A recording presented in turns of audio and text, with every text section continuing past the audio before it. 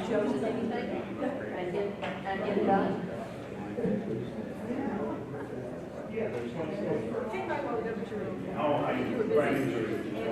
Emory Harbor program. Everybody had to pick something. Okay.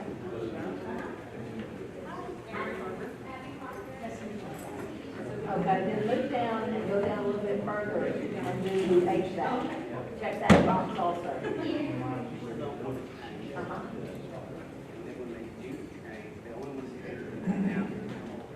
Maybe one. Yeah. Well, first of all, That would work, but yeah, that's fine.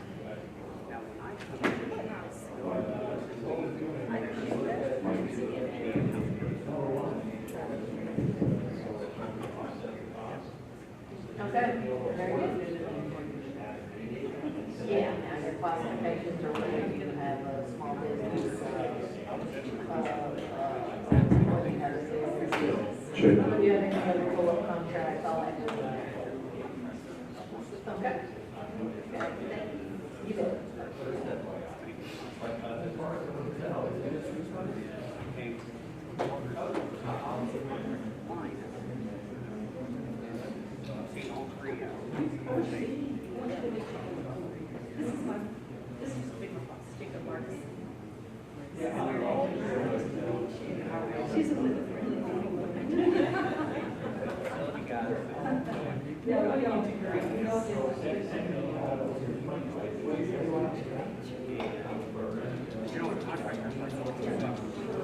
Now, where was my link? If I will copy and paste this somewhere.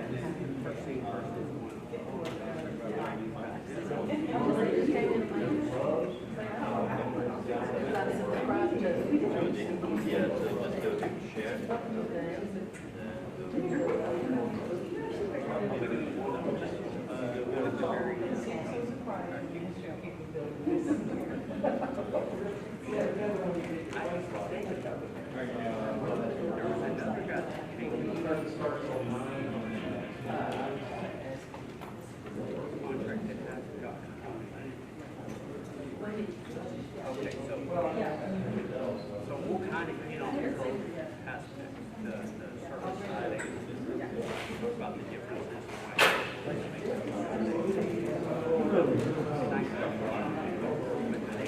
Hey, how are you?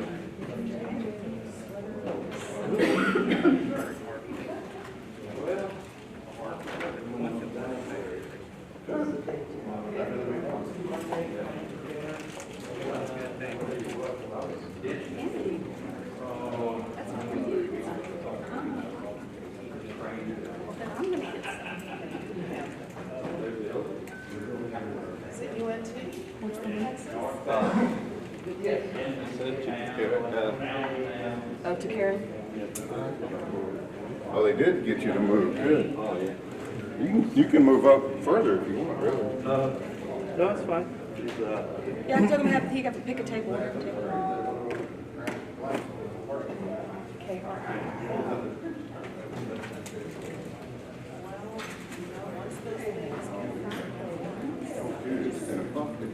That's what happened. We don't have anybody.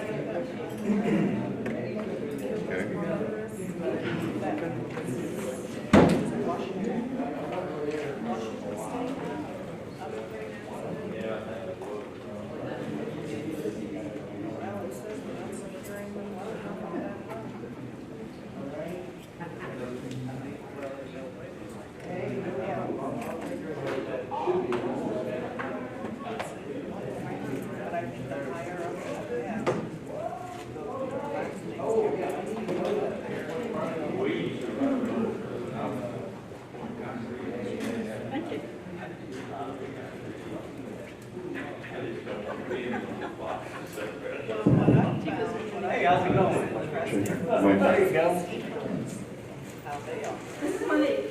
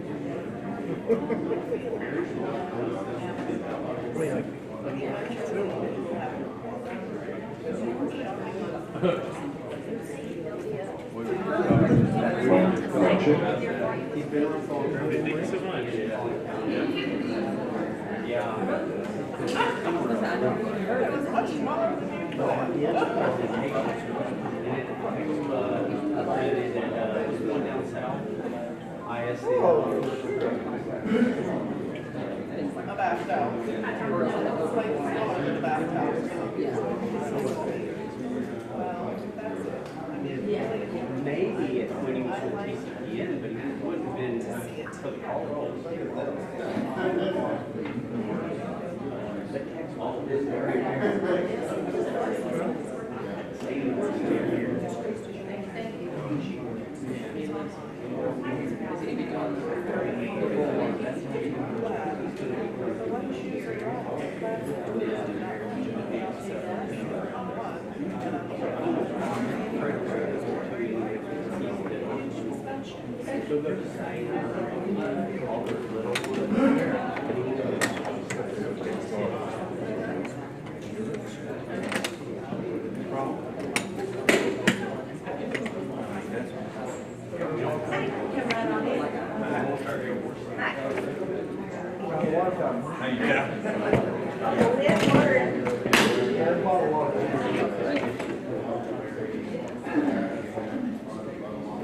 The line yet? Done.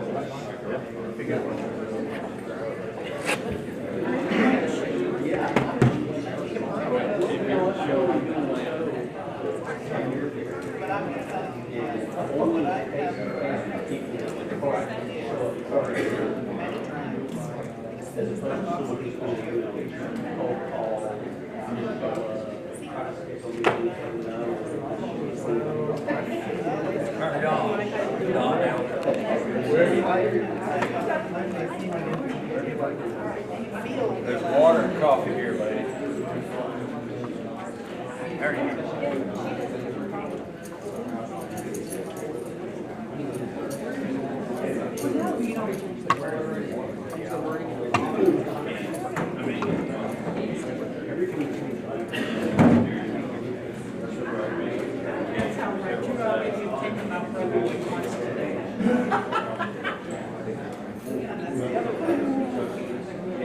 You know, Barry lost her forever.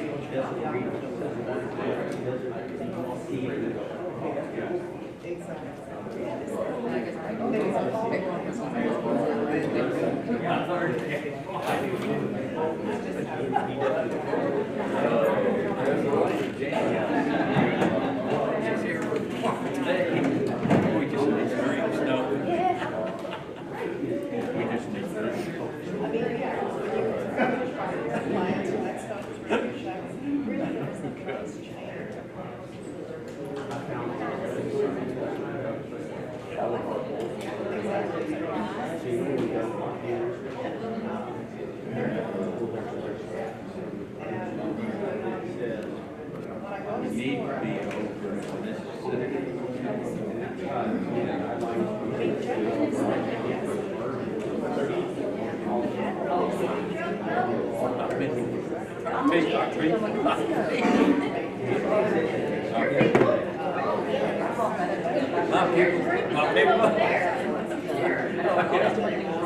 But what I'm saying is, Yeah, I was thinking about that this morning. Actually, I was gonna text message about Elizabeth. Eagles for one more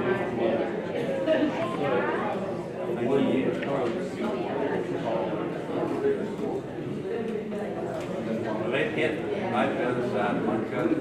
They live proud.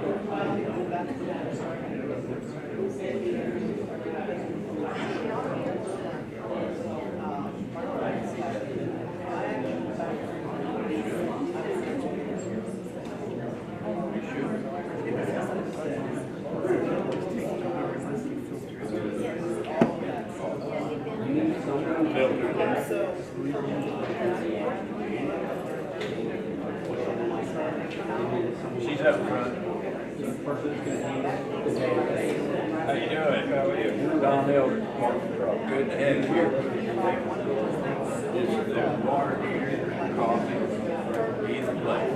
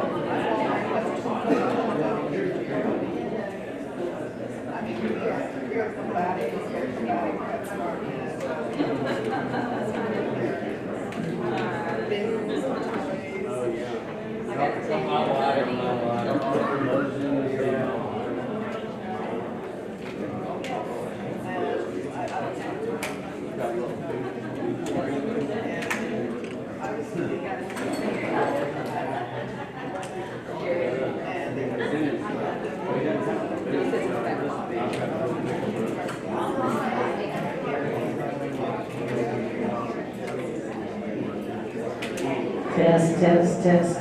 Everybody can hear me?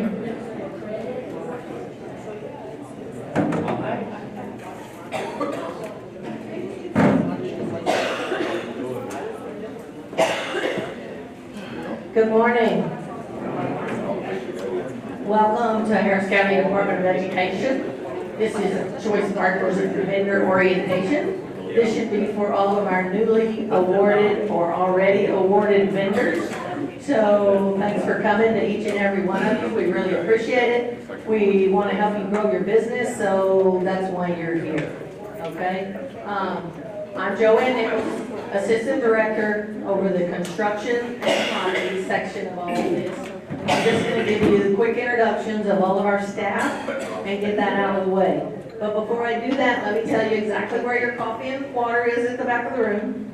Please put your phones on silent. I know business must go on. Mine's on back there too, so not to worry. Just make sure it doesn't disturb the rest of the room. You're welcome to step out. If you go to the left or if you go to the right, the restrooms are on either side. The ones by the front doors might be a little closer for you, but otherwise there's plenty down the hall on the right. The other thing that I have is a safety protocol for Harris County Department of Education, which we're supposed to let you know of. It's our practice here at Harris County Department of Education to inform attendees of our safety protocol for each meeting. First, there are no planned drills today or a test of our emergency alert systems. We had that yesterday. Should you hear an alarm, please take it seriously and take the nearest exit out of the building, which will be this one to the left, and assemble in our gated parking lot in front of the building. Do not use the elevators. I don't think we need to. And leave orderly and briskly to the designated assembly area. Your facilitator will take the sign-in sheets and conduct a roll call to account for any missing people. Now that we have that out of the way, welcome! Let me get you to know who this crazy group is that we have right here. And of course, 10, I'll give you. this is the basics of it. This is where we start. This is most of all our people that we have. We are missing our food groups. Is there anybody in here from the food section? Oh, good. We won't miss them a bit, will we? course, you know who I am, assistant director. I'm the one that normally answers the telephone anytime you make a phone call, Choice Partners, except for the last week. Our phones are absolutely screwed up, and you cannot get a single person unless their phone is forwarded to their cell phone. So if you notice something weird and different, it's because our phones are messed up. I dialed an internal extension this morning and got Allegiance Bank. And that was just dialing an extension. Who knew? Okay, Tricia, but she's who we're missing, but she's over the food side. Stephen Kendrick is our senior manager of facilities here at Harris County Department of Education. So he helps us out on anything, and he's also our resident RS Means expert. Christy Dion, she's the one that's putting this program together. Thank you, Christy. She's our contract manager. She covers the supply catalog and most of the technology contracts. We've got Karen Chesky. She's doing the educational side of everything, contract manager with the services contracts. And she's a big, tall redhead back there. We have Michael Robles. He's another one of our contract managers, and he's over the job and construction side of it. He kind of helps me with all the facility services also. We also have Monique doing the same thing as Michael Robles. Monique is job and facility services. Then we have Jan Arnold. You may have talked to her. She's our client services manager. She takes care of all the invoicing and billing. She's over our invoices and billers, so if you're not reporting, she's going to get you. Then we have Mary Causey, who is our contract compliance specialist. Anytime you need a question on your contract or a member needs a question on a contract, we normally direct it over to Mary. Laura Spree works over on the food side. She does the contract coordination and all the documents. Cora Day does the same thing, contract coordinator with all the documents, which, trust me, is a major job. Then we have Arlita. She's doing contract specialist. She takes care of a lot of the billing for mainly Karen's contracts. We have Yvonne Johnson, who's our general office clerk. She does all the front office work. Whenever you first walk into Choice Partners, you'll see her bright and shiny face. Then we have Doris, who is contract assistant for the food side. Kate Morris, who is not here, she's away on a cruise. Can y'all believe she must be cruising and be here? I just don't understand. And then we have Joanna Redden. She's new to us. She came to us, I believe, somewhere around in February. She's our new office billing clerk, so she's here to help us. Janet Walks is normally here with client engagement, our membership manager. She cannot be with us today. She is at another conference. I believe it's with Tricia. I don't know what they're doing. And then this is the director, Jeff Drury, of this crazy bunch. And there we are. We're crazy. But welcome. Thanks for coming. I'll turn it over to Jeff.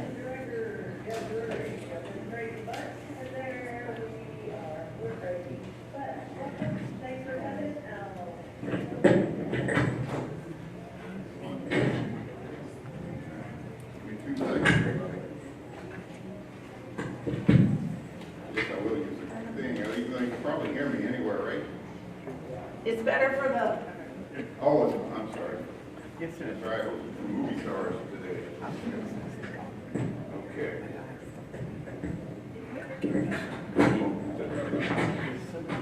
I'm pretty good. Is that good? Does that work right there?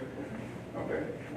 Good morning. I'm Jeff Drury, the director of Choice Partners, and I got about 5 slides to talk about, and I've got about 15 minutes. I'm going to average about 3 minutes a slide, maybe a little bit quicker, maybe a little slower. But I just want to see who we have in the room. Anybody like job, contractor, construction? No one met these guys, or I mean, just a couple. Okay. Also, commodities, technology. I mean, technology contracts. A couple technology. We didn't have any food.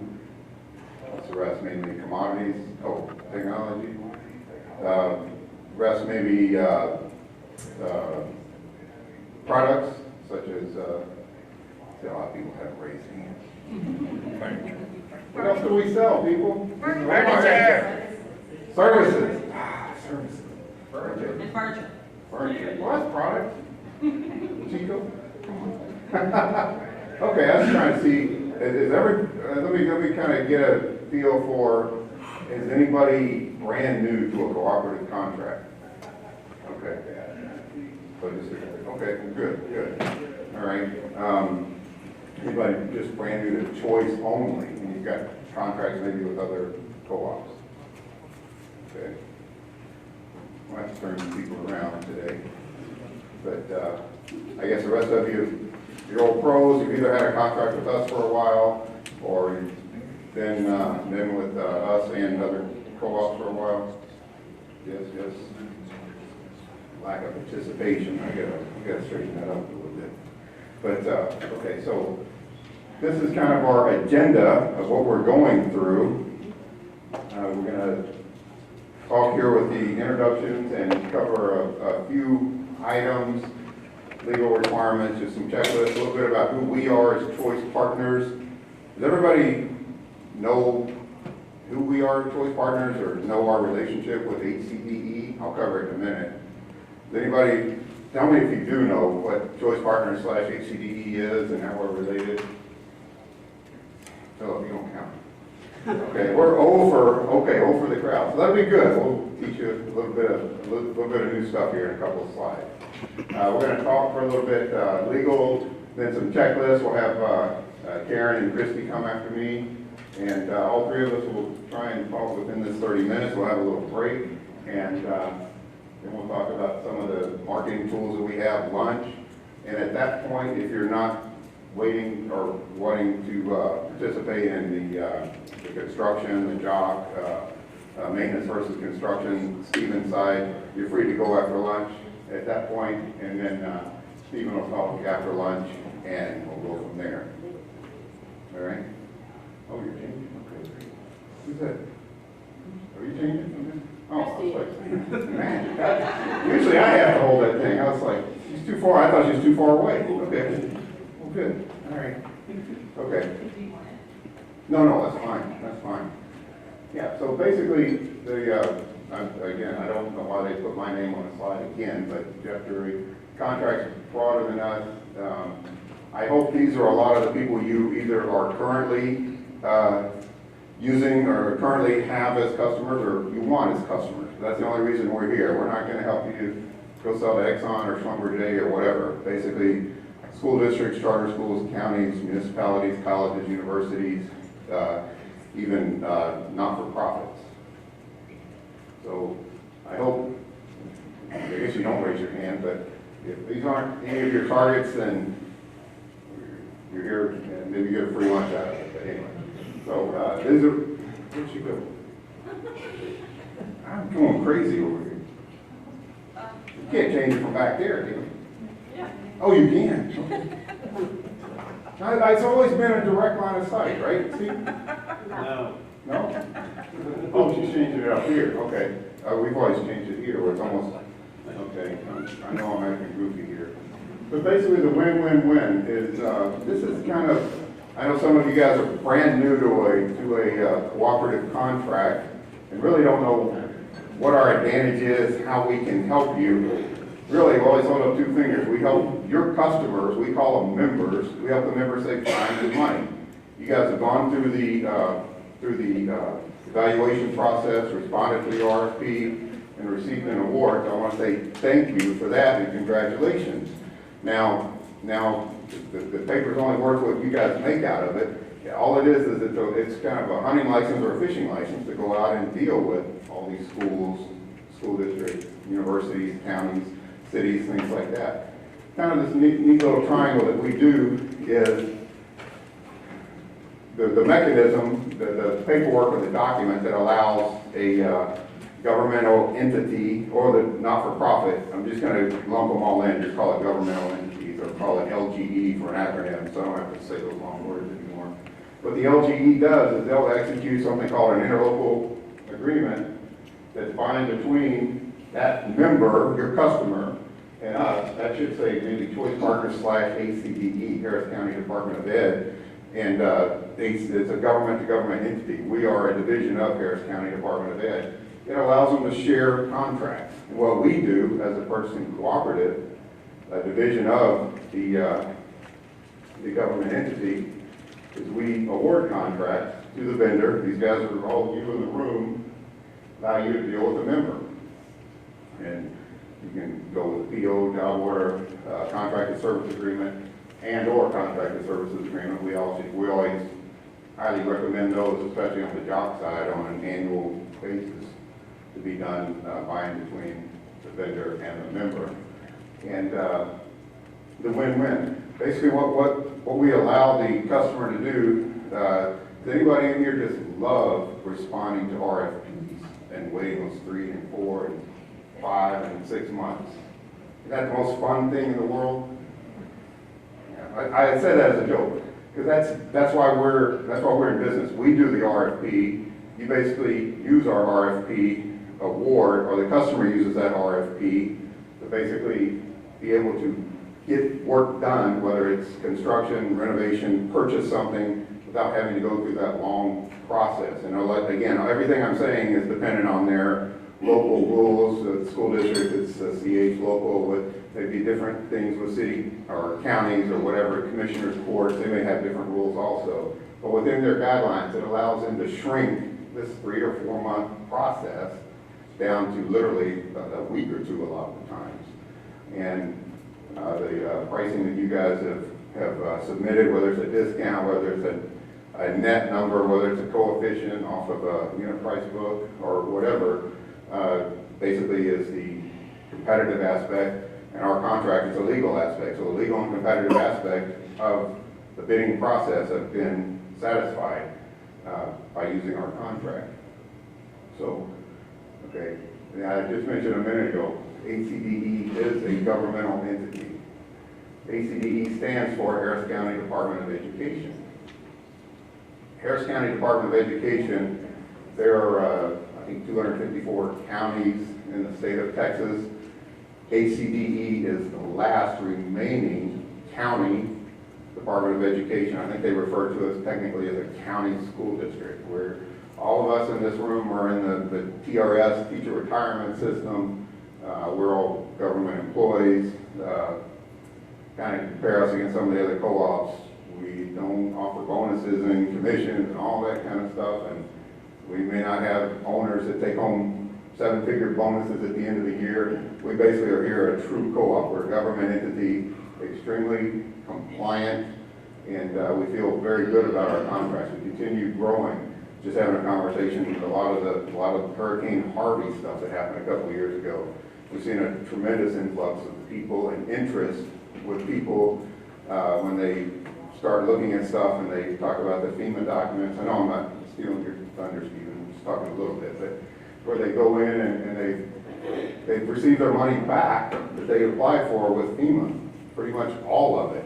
We see some of the other people that are in our space that may not have done the contracts right, because obviously Hurricane Harvey hits and you don't write a contract that day. It's a contract that's been in place from way back.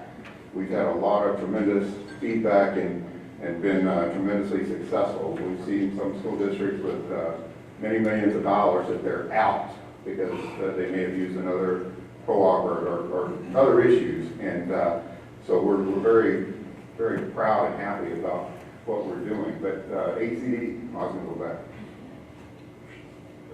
HCDE is obviously located in Harris County. It's not a county agency, it's what I call a county school district, I think is our actual term as far as who they are. And we've been around for a couple of years, and it's actually a taxing authority also. We have a tax base.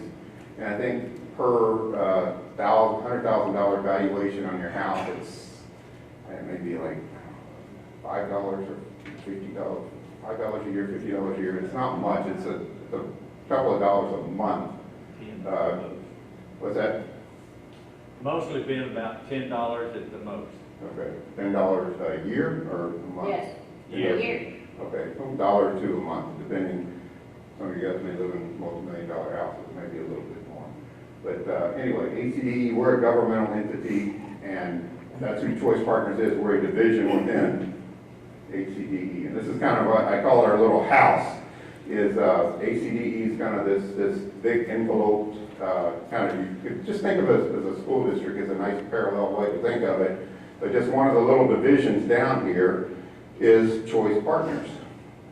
And we've got a number of other divisions within here. We do grants, we have business services, we have therapy services within Harris County. I think 56% of the therapists working in K through 12 are supplied by HCDE to school districts in and around the Houston or Harris County area. Special schools for either adjudicated use or special needs.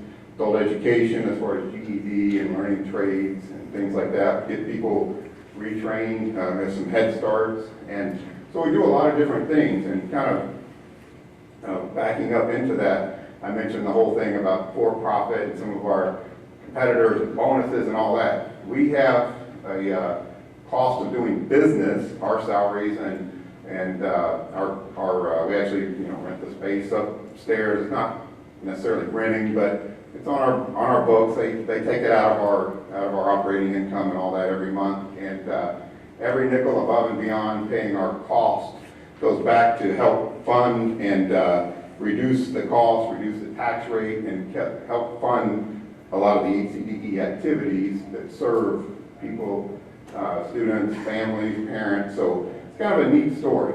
And we are not only Harris County based. This is our sweet spot. I'm a native Houstonian. I played high school baseball about 400 yards across the street there at Delmar. Born and raised here, and but we've got stuff. We've got business in Atlanta. We've got business in Boston, Florida, New Mexico, just pretty much coast to coast. But obviously, our sweet spot is and always has been Harris County, Houston. We're tremendously strong through a number of other parts within Texas also. We talk about San Angelo, DFW, and all these other areas. And I'd like to say, I'll just mention one person that we didn't talk about, as Philip Vasquez. He's in the DFW area. He actually makes presentations at conferences on co-ops, and today's his first full day as a field rep with Choice Partners. So he might be a good person to talk to, especially some of the DFW folks or for other areas. He's worked for other co-ops. He's done consulting on his own, and maybe a good resource to kind of help out also. So, HCDE is a kind of a conglomerate. Choice Partners is a division within HCDE. Is that clear for anybody, or does that make any sense to anybody? Anybody have questions? I mean, that's all we're here for, is to try and let you know who we are and how we can help. That's it. Yes, sir. Absolutely.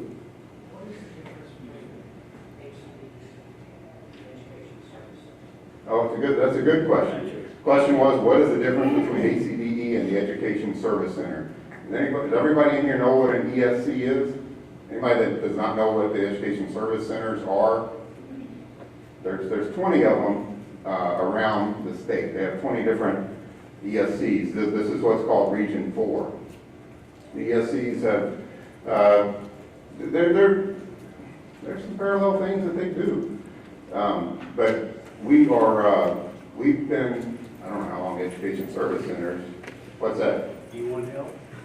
No, go ahead. Do you want to expound? That's fine. So education service centers don't have any schools. Yeah, that's true. Here at Harris County Department of Ed, we actually have 2 AV schools for students that have either been adjudicated or about to be adjudicated. Actually, those are our High Point schools. We have 2 AV schools for students that are severely handicapped, and their school districts don't have the resources to provide them an education.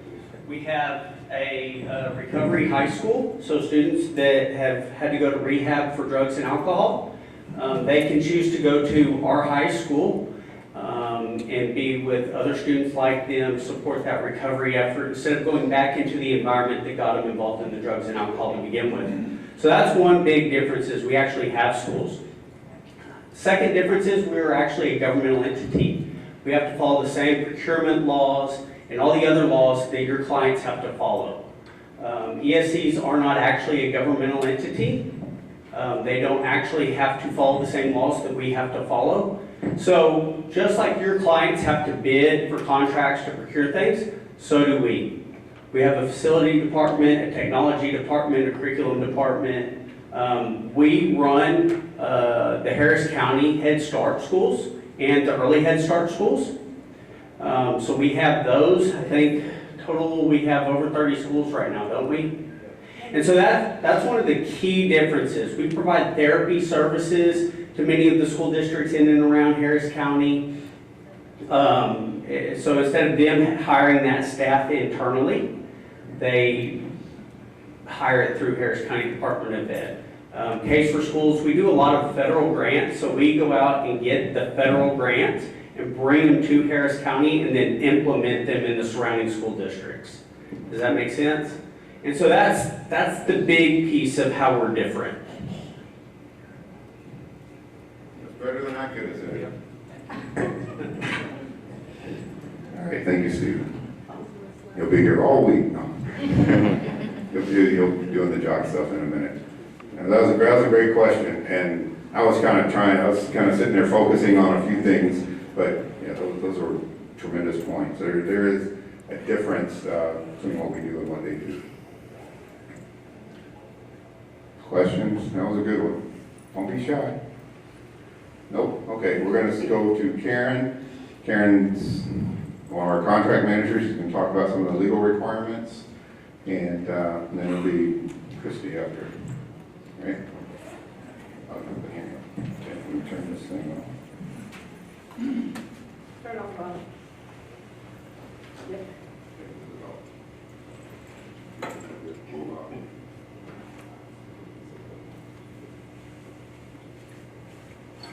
Hold it till the light comes on. Okay, we're good. Okay, the law, all right?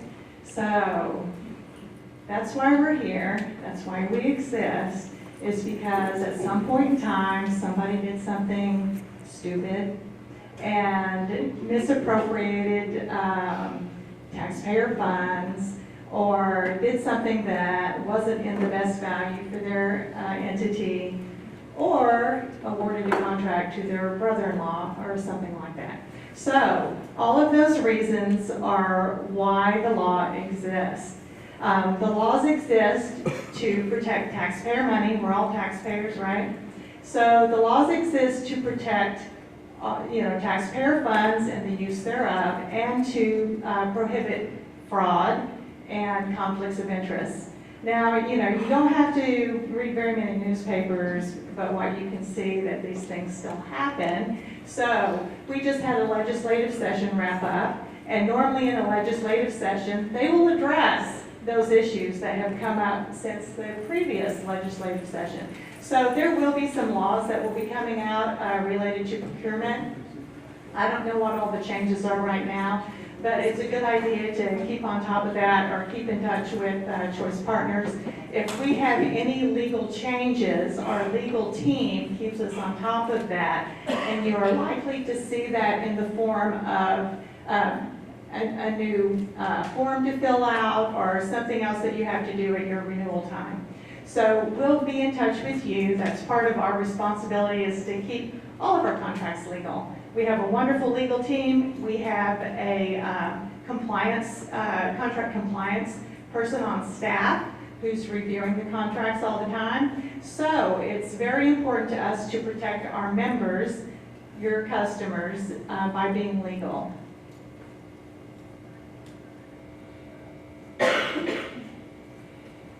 So these are some of the laws that exist to protect the taxpayer funds and our membership. So I'm not going to go over all of these, but I will hit some high points for you. So, our contracts are basically built to enforce federal law, state law. Within federal law, there are additional responsibilities through FEMA, for instance. Under state law, you have local government, you have the government code, you have the education code. So your customer is following one or more of those regulations. So it's a good idea for you, you all have this in your packets, to kind of look at that. And no one's saying that you have to be an expert in the law, but it does help you to know what the general laws are for your customer. So most of these laws are dollar driven. So there's a threshold amount that will require formal bidding. You can call it bidding, you can call it a request for proposals, and so forth. So just make sure that you are aware of what your customers are up against. It's their responsibility to be very familiar with these laws and to also make sure that they are in compliance with those. Now, what can you do? What can you do in that regard? I will say that one of your responsibilities, having a Choice Partners contract, is to make sure that your contract is represented accurately. So, to protect our member and to protect your contract and uphold your own compliance, every time you send out a quote, every invoice you send, every communication should have your contract number on it. So please make sure that you know what your contract number is. If you don't know, get with your contract manager. Your contract number should be on all of your quotes, and it should be on the POs, should be on the invoices. So that is the tracking element. You also have a responsibility to uphold your contract compliance, to report your sales every month. So how are you going to do that? How are you going to track it? How are you going to know? So if your software allows to track, to pull a record of the quotes that you have sent out with the contract number on there, then you'll need to do that and closely monitor that. Otherwise, there should be the number on the purchase order.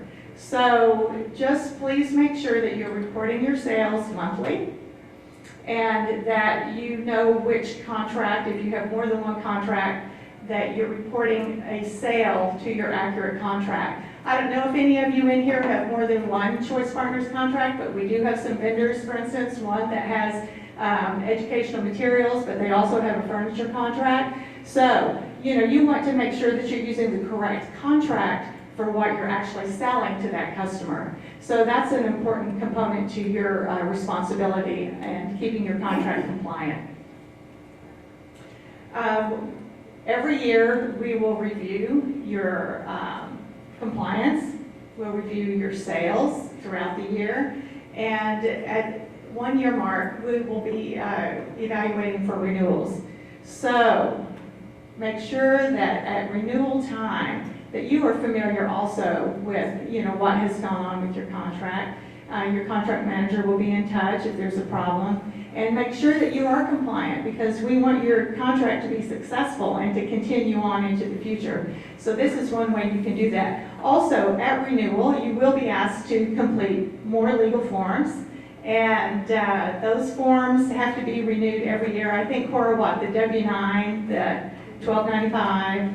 Yeah, so there are some forms that you will have to redo every year. It's just part of the legal stuff that we have to all deal with. And just make sure that you get those turned in pretty quickly. I just want to also tell you that before I came to Choice Partners, I was a purchasing director for a school district for several years. So one of the things that made a big difference to me, we had a reception area, and so if I had a vendor come to see me, they came to the receptionist called me, and I would come up to the front. So one of the first things I would ask is, do you have a cooperative contract? And if so, who is it with? So they would tell me, yes they do, or no they don't. If they said, yes, I have one with so-and-so, and then I would invite them back to my office, and we would sit down and we would have a chat. Because I would know that they're already compliant, that if I have a need tomorrow, I could pick up the phone or issue the PO and go ahead and proceed with that. If they said, no, I don't, then I would say, thank you very much, here's my card, and they would leave, and I would tell them that they need to get either a direct contract with us or go obtain a cooperative contract. So it's a very important method for you to get your foot in the door when you are communicating with purchasing directors and so forth around to your customer base, that you do tell them right away that you do have an awarded cooperative contract with Choice Partners. It's very important, and it can get your foot in the door where you've been maybe having a hard time getting in. So just keep that in mind as you move forward. We do what we can to protect our customers legally. We cover the legal bases. We like to say that we basically done giving you a fishing license, so now you gotta go fish. So we cover the legal part. It's done. It's here to protect our members and to protect you moving forward in this contract. You can rest assured that the contract you have with Choice Partners has been legally vetted and that it is very supportive to our members, your customers. All right, I'll turn it over to Christy now. That question, Karen? A question? Yes. You mentioned earlier that, depending on the actual customer, they may have some internal dollar thresholds where they have to go out. Put it in the mic. Yeah, we can't hear it. Oh, yeah, he asked about the member having some internal thresholds, and that is correct. Our members are required to follow the most restrictive law. Okay, so for some of them that may be federal, for some of them it may be state, but some of them may have local regulations that are even more restrictive. And so for them, they do have to follow the most restrictive, and sometimes it will be an internal or a local policy that is governing that. So, you know, you do have to respect that. And yes, to answer your question, yes, they do have to follow the most restrictive, and sometimes that is local. Any other questions? Yes. You mentioned the monthly reporting of your sales. If you have no sales, do you still need to do a monthly reporting? Yes. Yes. Yeah, that's an important part of your compliance. Any other questions? Okay, thank you very much. Here's Christy. Hi, I'm Christine Nichols-Dean, and prior to joining Choice Partners about 4 years ago, I was purchasing director for Galena Park ISD. And then prior to that, I was in the purchasing department for Goose Creek ISD. So whenever we talk to you about your contracts, we not only understand from your client side of it, we also have worked with co-ops or I have worked with co-ops in the past, and then I can explain things from this side of it as well. So these are the different commodities that we have, which you have responded to on the RFPs. So sometimes if there is a partner that you know in a different company that, let's say there's a technology, you work in JOC and there's a technology contract and the technology doesn't able to do the JOC component, but they know that you can, they can recommend you to their client when they're out there selling those products, those technology products to them. So it's always good to know what all we carry. In your packet is a list of the members. I'm not sure if there's also the vendor list in there, but if not, you can pull that off the website to see who your other people are that you could possibly work alongside with.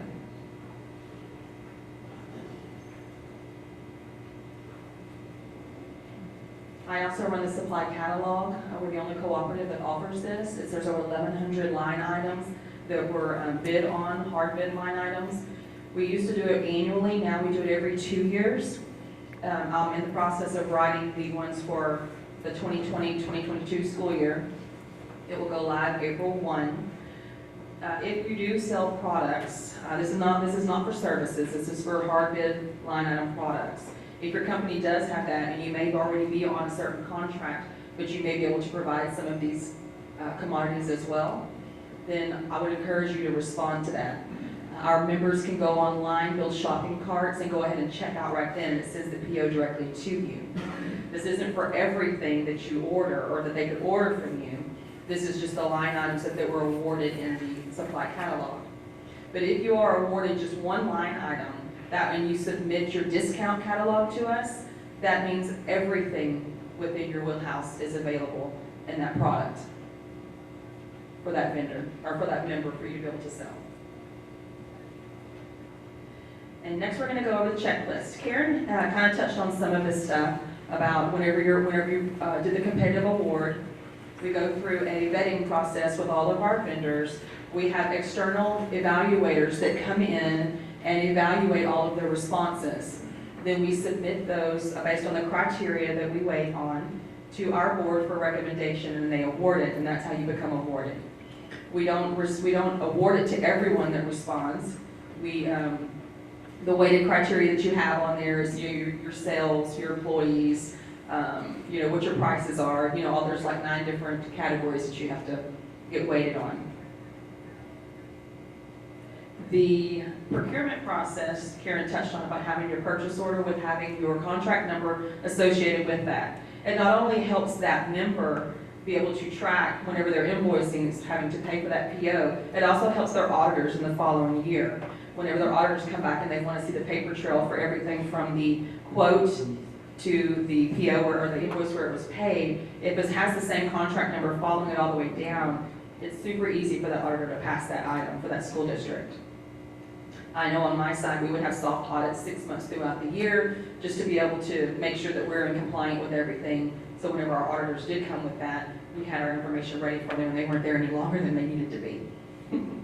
So if there's a way that you can help out your client, whenever you contact them or they contact you, either way, on the quote, it is up to that entity to decide how they want to procure your goods and services. So they will be the ones telling you, I want to go with Choice Partners, or I want to go with ABC cooperative. If you are only with Choice Partners, that's obviously a benefit to us, because we do want you to be out there pushing your contract with us. That makes it a little easier sometimes for that district, because they know our attorney, especially around the Houston area, is the same attorney for a lot of these districts. So they know our contracts are in compliance. We have everything available on our website called the due diligence file, which later I'll go into that on how our members, your clients, are able to go out there and pull up our solicitation and all the participation lists of everyone we invited, even if it, the underutilized companies, things like that. I mean, you have so many different laws that you have to follow to make sure that everyone has equal opportunity to be able to respond to a bid. And that's what a lot of your board members and your auditors will look at as well. The next is your admin fee. So whenever you are awarded your contract, in your terms and conditions, there was an admin fee. It can range from 1% to 4%. I think 4 is maybe the highest that we go. Depends on which the commodity is or the service is.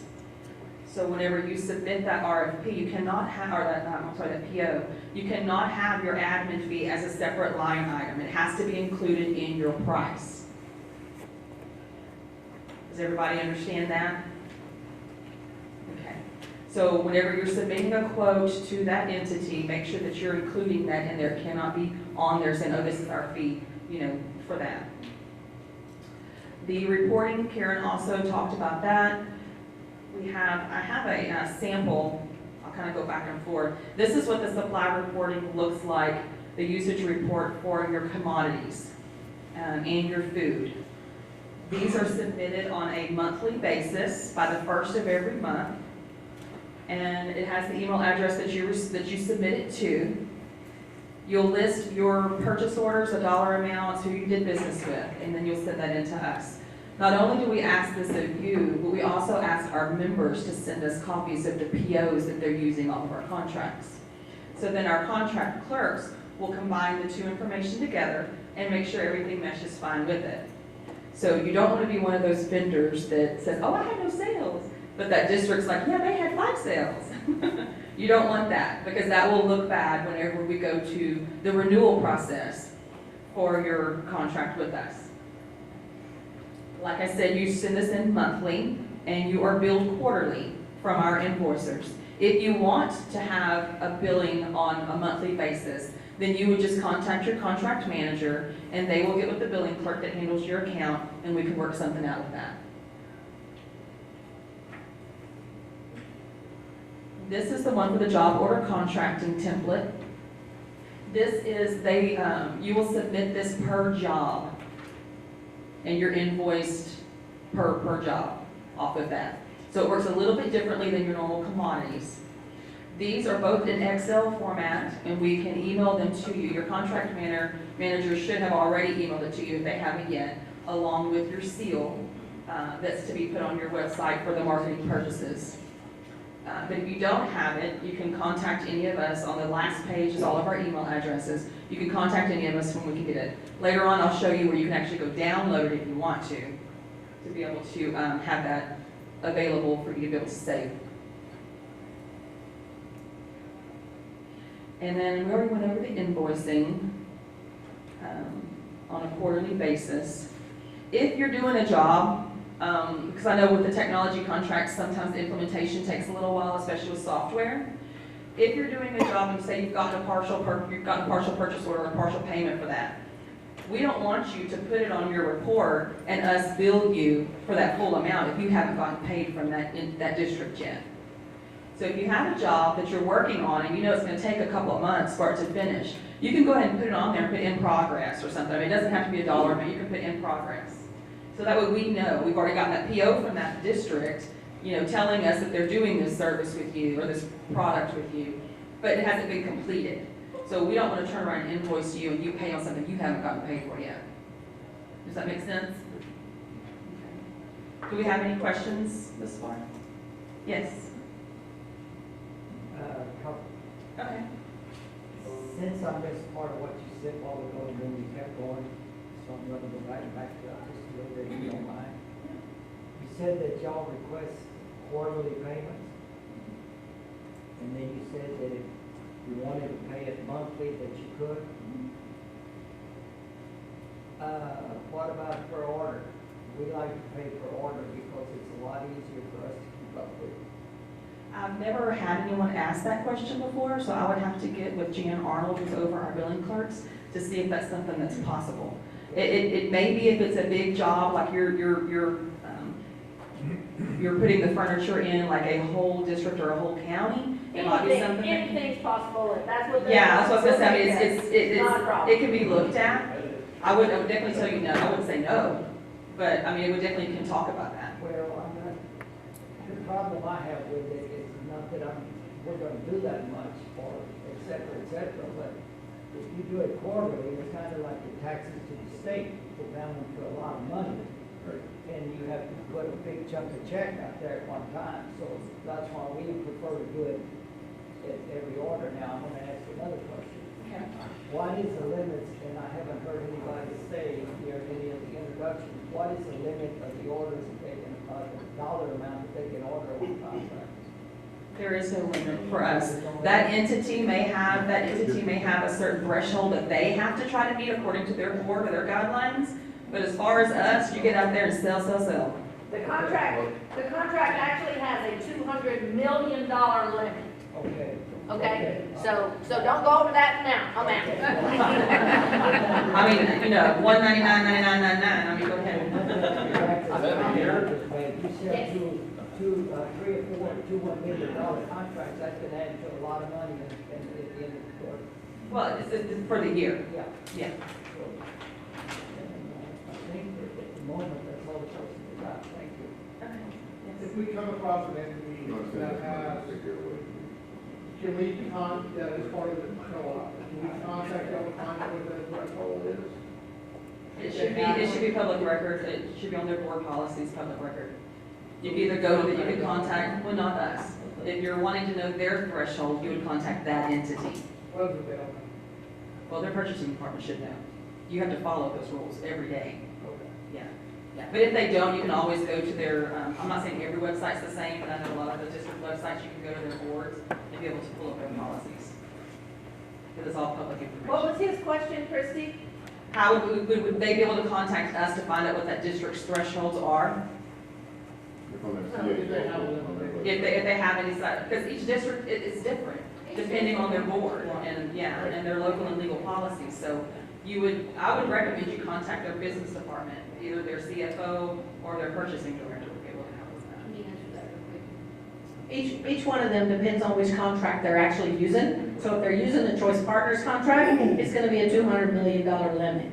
If they're using an internal contract, when they have you sign it, that limit will be on that contract. So if they put a $5 million limit on it, then it'll be $5 million. If they put a $100,000 limit on it, then it'll be $100,000. It's just how the contract is there, and there will be a limit per contract.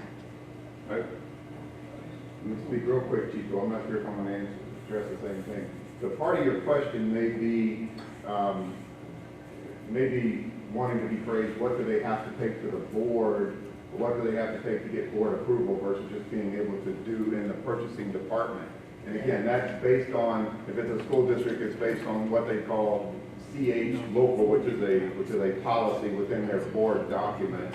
And you could either look there, any of us could look just by logging on to their website, or you could ask someone. So some people may have to take anything above $10,000, I'm just making it up, to their board for approval. Some people may say, well, we don't really want to mess with that, it's 25 or it's 50 or something. I think that might be kind of the gist of some of these Yeah, if questions. it's under 2,500, they won't have to do but a quote. If it are, and you also now have a new federal law with 3,500 with Edgar. So it depends on what the CH local says about what they have to do and how much has to be a quote. Once they get to $50,000, then it has to go to the board. Unless they have CH local that tells them they have to do it at a different number. Does that answer it? They Yeah, can be they more have to do it restricted restricted. at their own district, and So it depends on whether you're talking the threshold over the bottom or the threshold over the top. is that the question that's being asked? I don't know. I don't know. Is that? Yeah, okay. I think Chico had.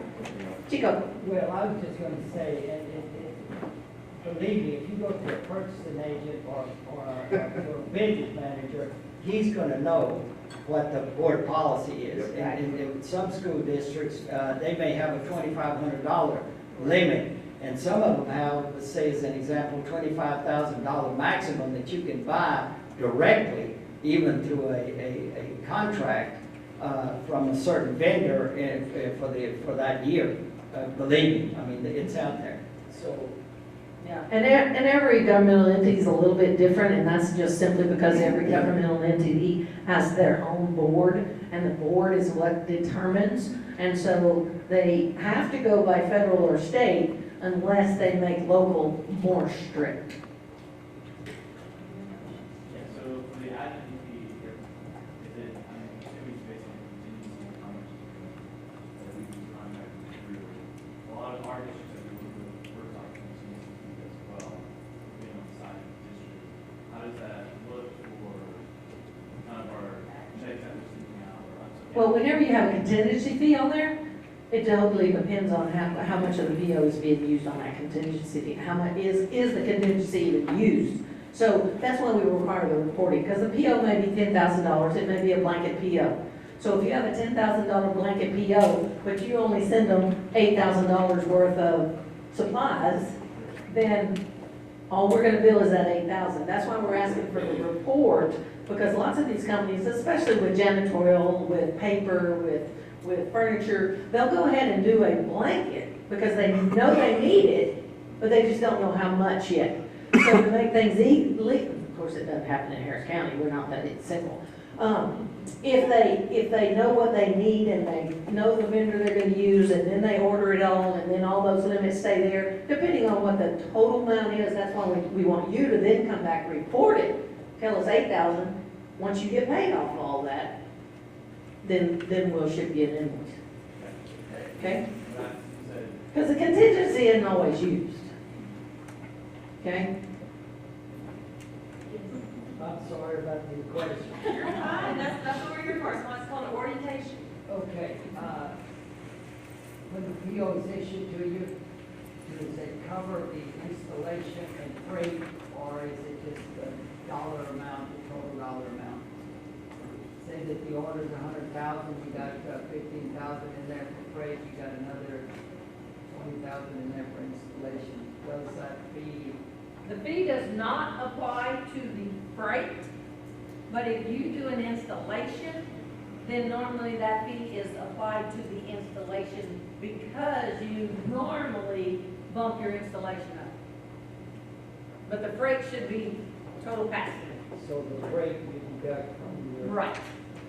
And you need to make sure it's on your PO as a separate line item, the freight part. And then that way we can automatically see it and be able to take it out of it. Lots of good questions. Are there any more? This side of the room, let's start. No?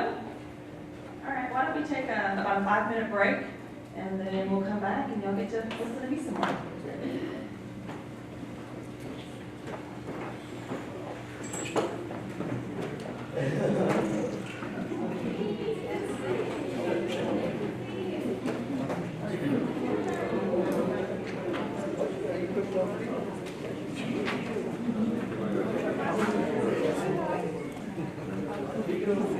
Oh, yeah.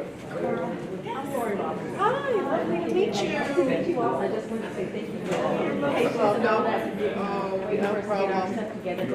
No problem at all. Laura's got the worst job in the office. I couldn't pay me. She's gotta be detail oriented. Yes, and that's not me. Yes. Jeff is afraid of my chair. He's just like, let's take it for all the tea in China. But no, we just, oftentimes what happens is by the time everybody on the team gets engaged, our contracts are very different to say purchasing contracts because I came out of the senior system in UH. This was completely foreign process. So we just, our goal is to try to just get our customers situated.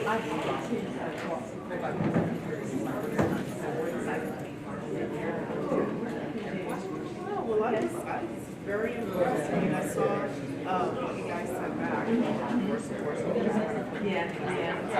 I know, and I know that's what, you have to. My nephew, no, was he in my his name is Ryan Bethel, and he was in Singapore. So he went to Singapore. I still go back to and one of my church son just graduated from law school in South Texas and now is and so I know it's not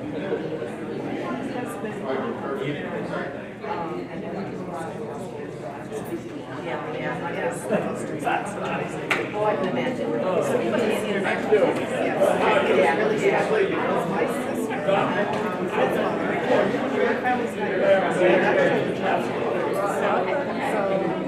my sister was the legal advisor to the Prime Minister's office, and she was a national central bank that put all of the tax and everything under her. So we have an understanding of that. So it's hard to that's correct. So that's the part that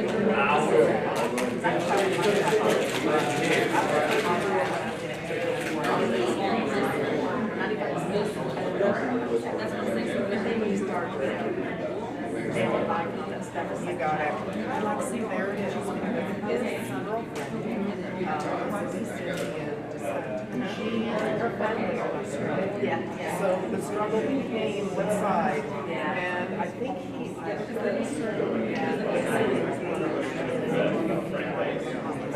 because they got a pretty big concern there, of course. It's being taxed. exactly. But it's good that he's an international executive. He just doesn't have to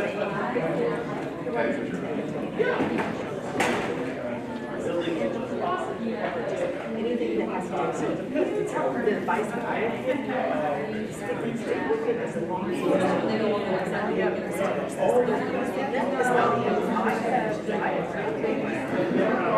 My background is finance. When I left, I came into higher ed, but I didn't have any experience. So they said, here's the secretary skills. I said, my own secretary. So they said, come and do the executive. I read out of that. And it did. But in the end, I think because that's it's big. It's also my Is it really? That's good. Because I found my when I went to so big no, what am I? When I did my basic accounting, my master's in classes, I was starting to get figures like, oh, so when I'm finally you want to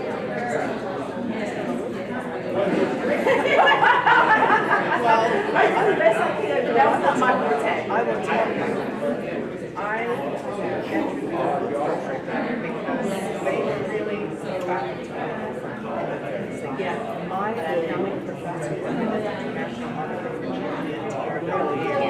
he came in and ran it as an accounting office. We were making decisions. That is great. So hands-on experience. Hands-on experience. Passed away in my second year. But I mean, awesome. guy that was teaching me finance and economics. The guy who was teaching me finance and economics. Okay, did you? Yes. I did the Houston campus program because I was here.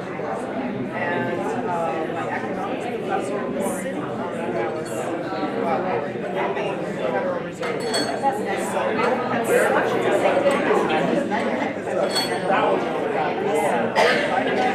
Here I came, but I am telling you, I left out there. I got my immediate Texas blues. And my accounting professor said, that is rare, that is rare. And they wrote that on my references. But I really loved accounting. And I'm still at heart considering masters in accounting because they have for me, I was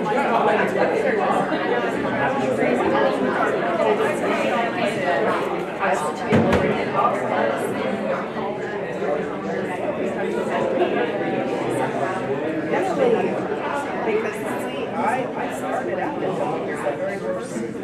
I was on so I was dealing with Medicare, DRG. Exactly. Yes.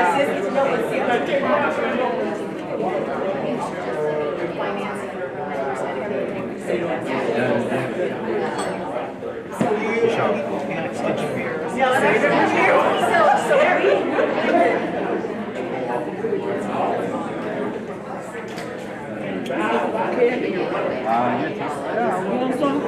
What you want? Okay, thanks. Help them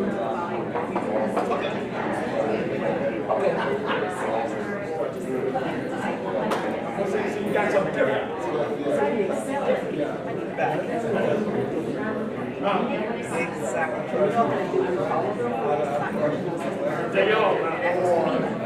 So that's how we got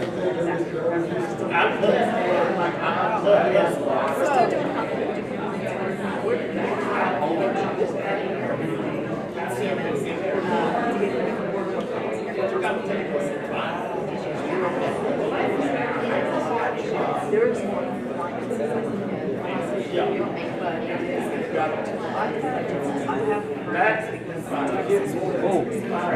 Thank you so much. they must have reserved an entire row in every classroom for the accident. So my best friend, she's married, but she was big grants for them. Yeah. She told me about. Yeah. So it's really a mess. I actually my neighbors in Anderson.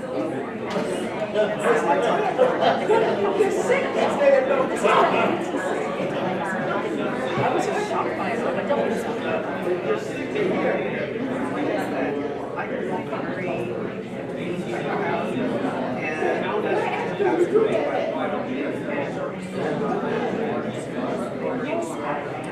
so a lot of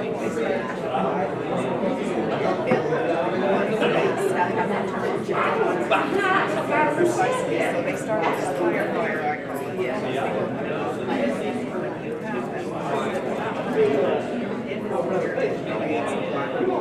Somebody's got to be there to make sure you have checked up subjects. I mean, I'm sure before I'm having an exchange.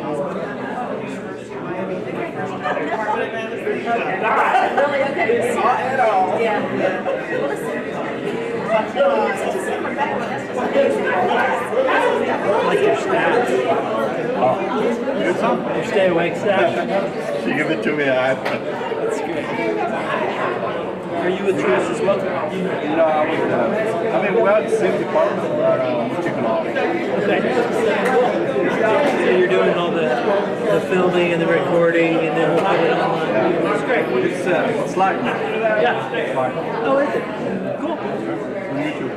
Nice. So you're not recording me. Nice. Yeah.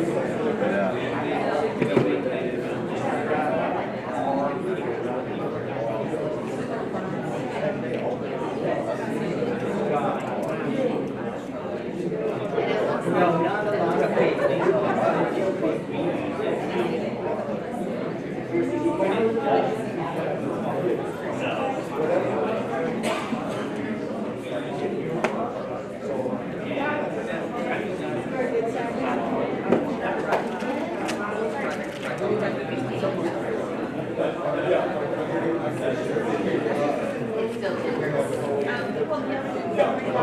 But sometimes, they have a different place for just the truck to go to. And we'll go to your main website, it'll be like, slash, yeah, just part, and then they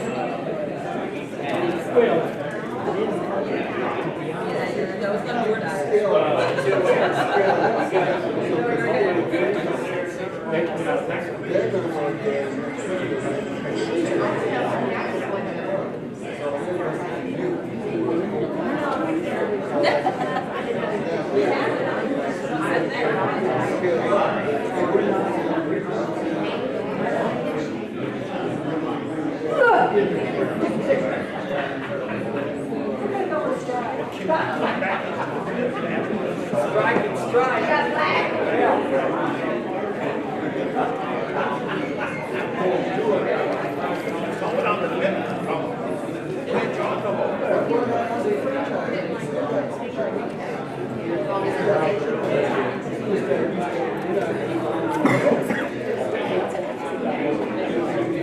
Okay, everybody ready to get this thing started back up?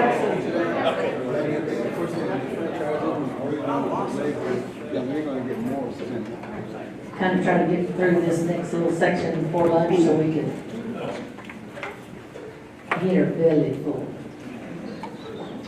I have to do one little housekeeping thing, and I didn't have a slide on it, so I forgot it. We do have 3 consultants in the room. Our consultants work throughout the state of Texas trying to help us, help you guys. They're not for individual help, but they do help whenever you do need it.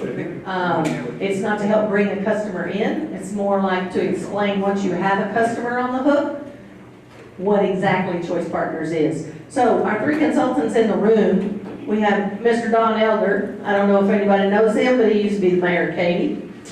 He can really help you out in that area. We have Miss Anne Marie Harbor. She used to be with A. Vargas most recently, but she's been doing a great job for us. And very new, Philip Vasquez, he just came on today. So he's up in the Dallas region, so we'll have him up that direction. And then the other 3 kind of sit and travel and go wherever you needed to go. Yes, Mr. I Philip? would say anybody who's in the Dallas Fort Worth city before you leave, and I'll get your card.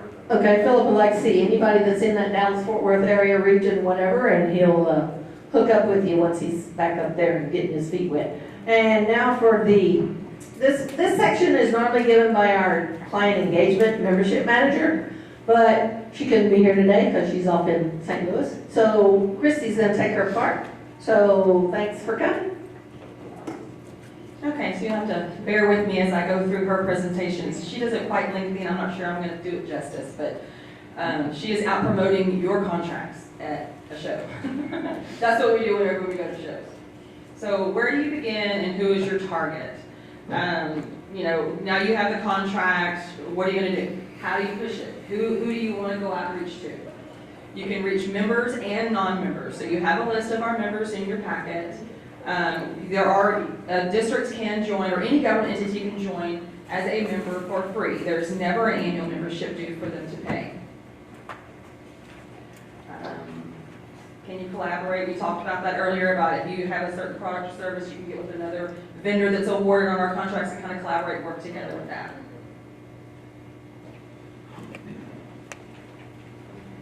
The vendor log-on, I may have to change it to a different light.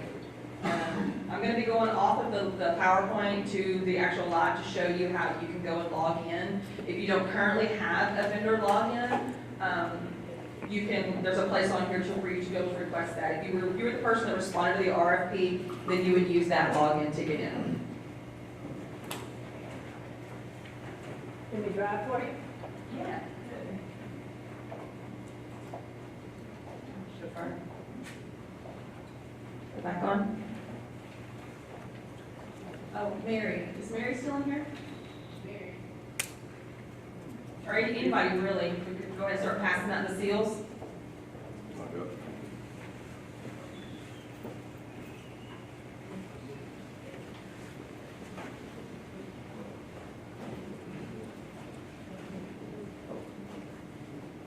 These are the seals that we talk about whenever you're doing out at a conference or a show. You can set these seals up on the display. If we happen to be attending the same conference or show as you, we always bring extra with us and go by and ask if you need them. Maybe you know, your sales box that you were taking to that show didn't have it in there or whatever. We always have them. That's how you're noticed whenever those members are coming around to your booth and they see that, they're like, oh gosh, remember that. I'm so glad you're on that contract. Yes, sir. How quickly can a non-member become a member? Is it like a deal process? No, actually, it's pretty instant. If it's in the state of Texas, they're required to do what's called an interlocal. His question was, how fast is it for a non-member to become a member? In the state of Texas, we have an ILA, an interlocal agreement, that their board has to approve with our board. But once they sign that, it's instant right then. They go in, they sign up for a membership online, and I'll show you the membership login as well. And then we have someone that goes through and looks to make sure their entity's not already in there, and then they're in the system. If they're outside the state of Texas and their board does not require them to have an interlocal agreement, the sale can happen the moment that you're in their office and they sign up as a member. And when she says instant, that means turning it into me with a signed document with no exceptions.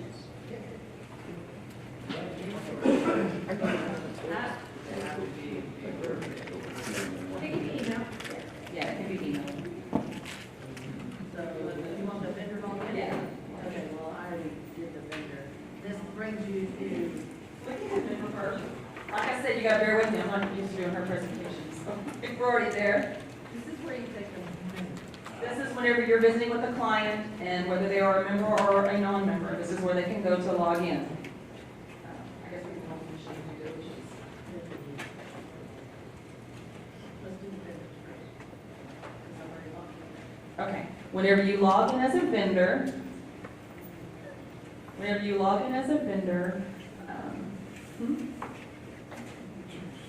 let me grab my stuff from the back. I'm sorry, guys. Here, let me have that.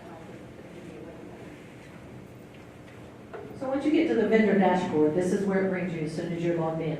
You can tell I'm the person that's logged in here, and it brings you here. With you vendors, you're not really interested in any much of anything other than your competition, and I can show you a real quick way of doing that. If you're with a member and member's over your shoulder or whatever, you're gonna wanna put your name in there, and whenever you go to here, then it shows you exactly your contract and only your contract. If you were to click on Vargas, it would actually go to his landing page so that he can then show his members all of his stuff, okay? We're logged in as a vendor, so there's no due diligence on this. Okay, so whenever you're in here, you can go to About Us for our marketing resources.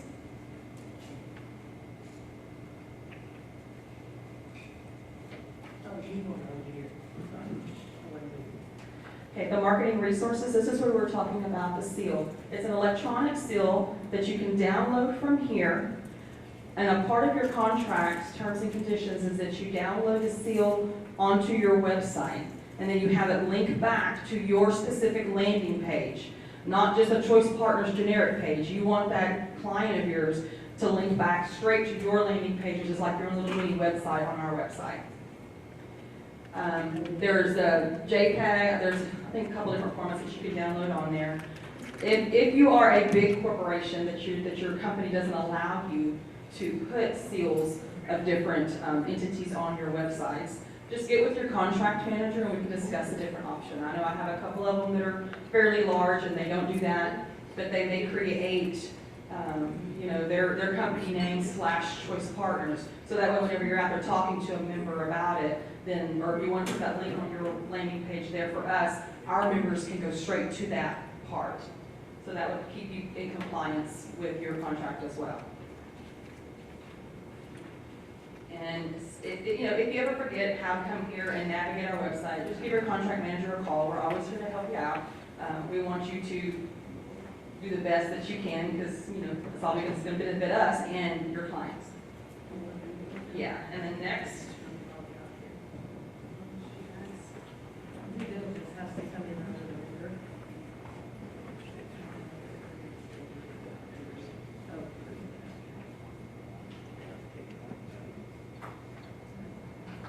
She's probably gonna watch this on YouTube and go, oh my God, I can't believe.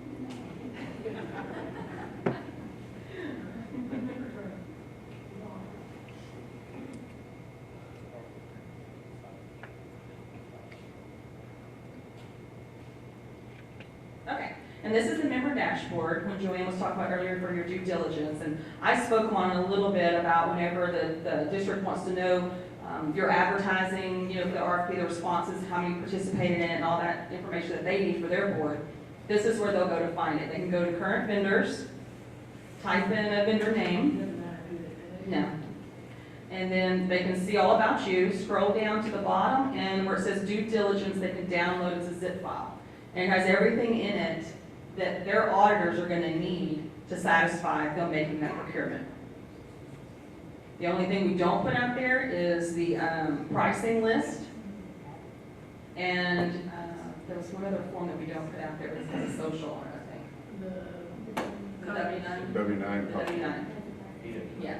So we don't put those out, but if the entity does want it, then they can contact us and we can get that out. When they set you up as a vendor, they're gonna want it anyway, so you'll be the one. Because they're gonna ask you to submit a vendor information packet so that you can be in their finance software system to actually get PO written to you. Just understand that this is the member side that has the due diligence, the vendor side does not, because state law dictates that we can't give a vendor an advantage over another vendor. So, the members can get that information, but the vendors cannot, okay? So whenever your member goes, talk them into logging in, and then they'll be able to see your due diligence, okay? Okay, and now we're gonna go back over to the vendor side.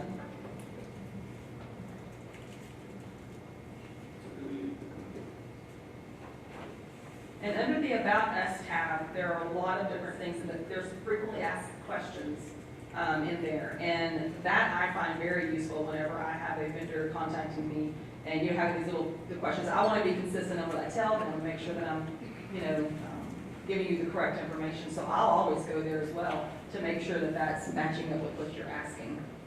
So under the About Us, you can go to our events. And if you're wanting to know what we have coming up, what conferences we're going to be at, you're like, your contract says you need to go to a minimum of 3 or a minimum of 5 conferences. Where are they? What do y'all do? This is where you can go and find a list of our upcoming conferences that we're going to be attending. And if it pertains to your product or service, then you might want to look into doing a registration for there as well. And if you want to get home, here's the YouTube video of this presentation. You can give it to any of your salespeople. And we keep all of our past presentations on there as well, as long as with our PowerPoints.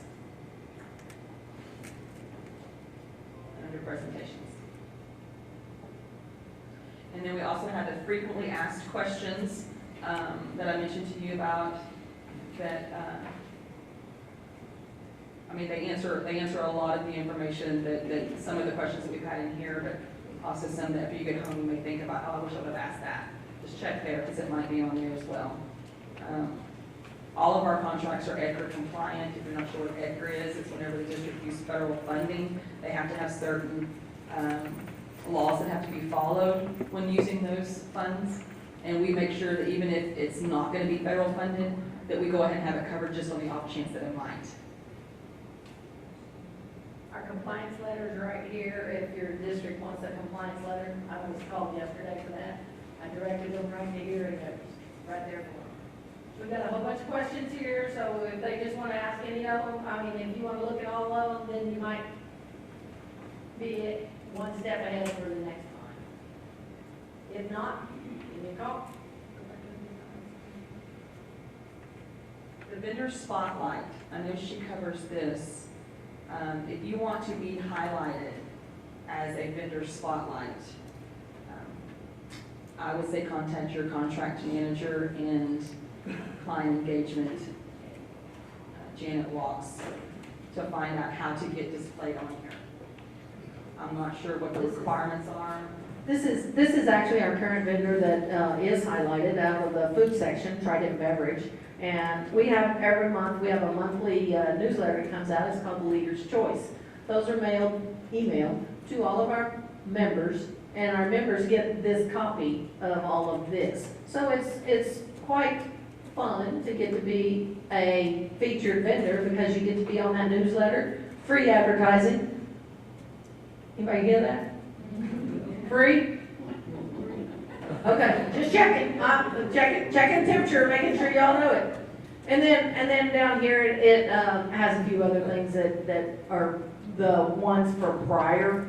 So it's pretty neat, it stays with it, it goes along with it, and it comes out on a monthly basis. So if you're one of the lucky few that get to be done, of course, we only have 12 in a year, so keep that in mind. Sales is a positive. Okay.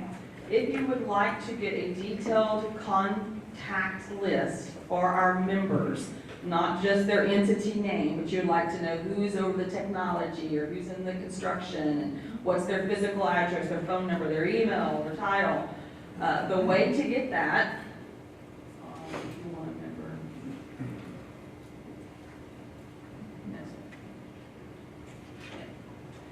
The seal needs to be displayed on your website and then linked back to the landing page.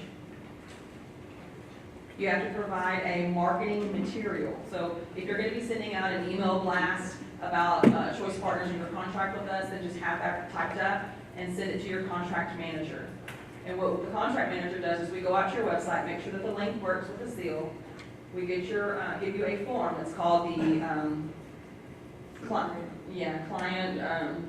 I'm not sure what it stands for. It's called marketing. CRM, what's CRM stand for? Customer relationship management. There we go. So it gives you that form to fill out. It'll ask different questions as far as what regions you want, if you want statewide, if you want national, if you want a certain department, what kind of information that you want. Then you'll turn that back into your contract manager along with your marketing material. And then your contract manager will give that to our client engagement team. They won't change anything on your marketing material, but they will proof it to make sure it's referencing your contract with Choice Partners appropriately. They'll give you suggestions on that.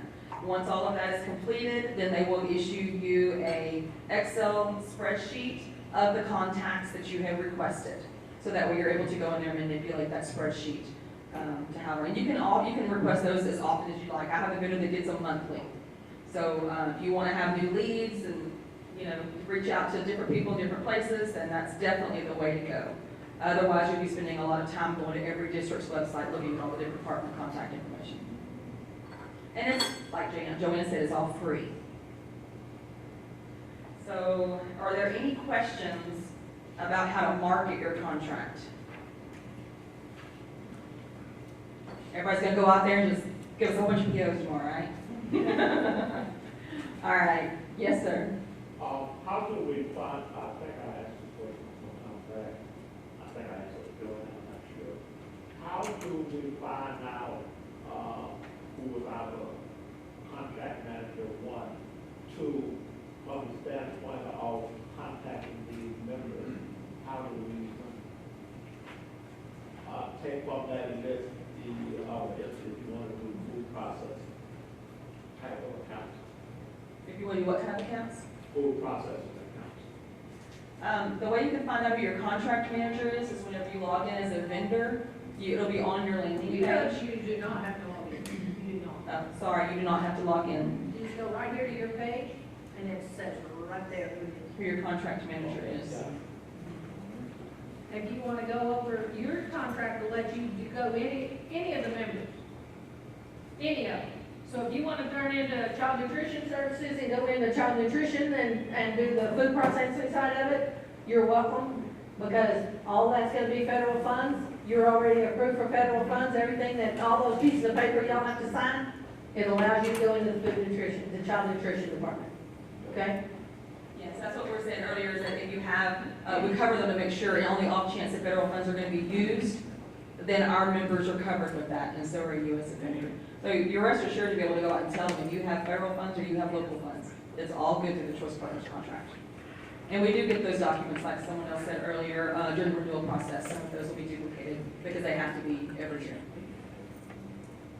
Okay, we have a survey. On the table is a little flyer packer thing. You cannot eat lunch until you finish this. No, I'm teasing. I'm teasing. I'm going to show them a little bit here real quick on all of this. If you can do your little scan on that, and and do the survey. If you are a jock vendor, please hold off until after Stephen has done his presentation for you to be able to evaluate him.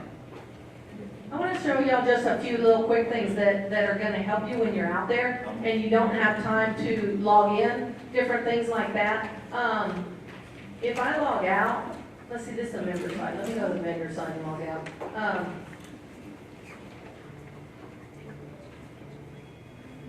Uh-oh, somebody's calling me, they can't have me.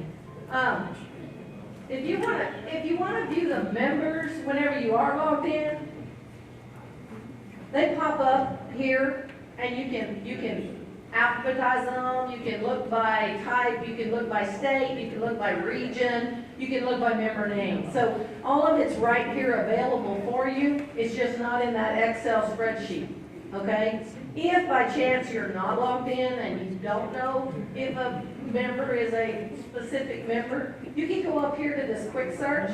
Whenever you go into that quick search, remember it's a computer. Okay, so it's a database. So if you put in the word Houston, you're going to have Houston every time it's on the website.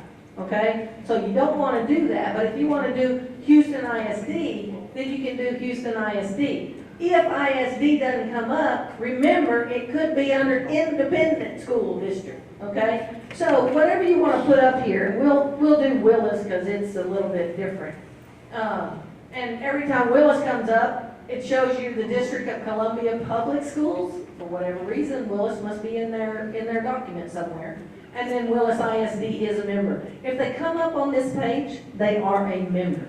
And you can just quit there and go look somewhere else or continue on with whatever job you're doing. Remember, that's the top search.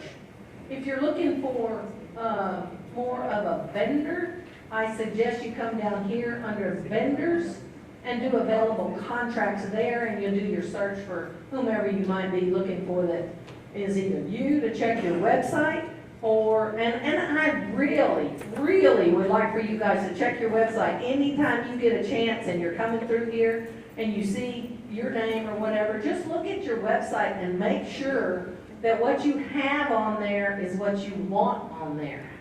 We can put most anything, don't change the black titles. Maybe your logo isn't showing up. We can fix the logo. Just let us know what you need us to do. Or have your marketing person call us and we'll certainly walk through it. This is what we're talking about the seal. So their seal should link to this.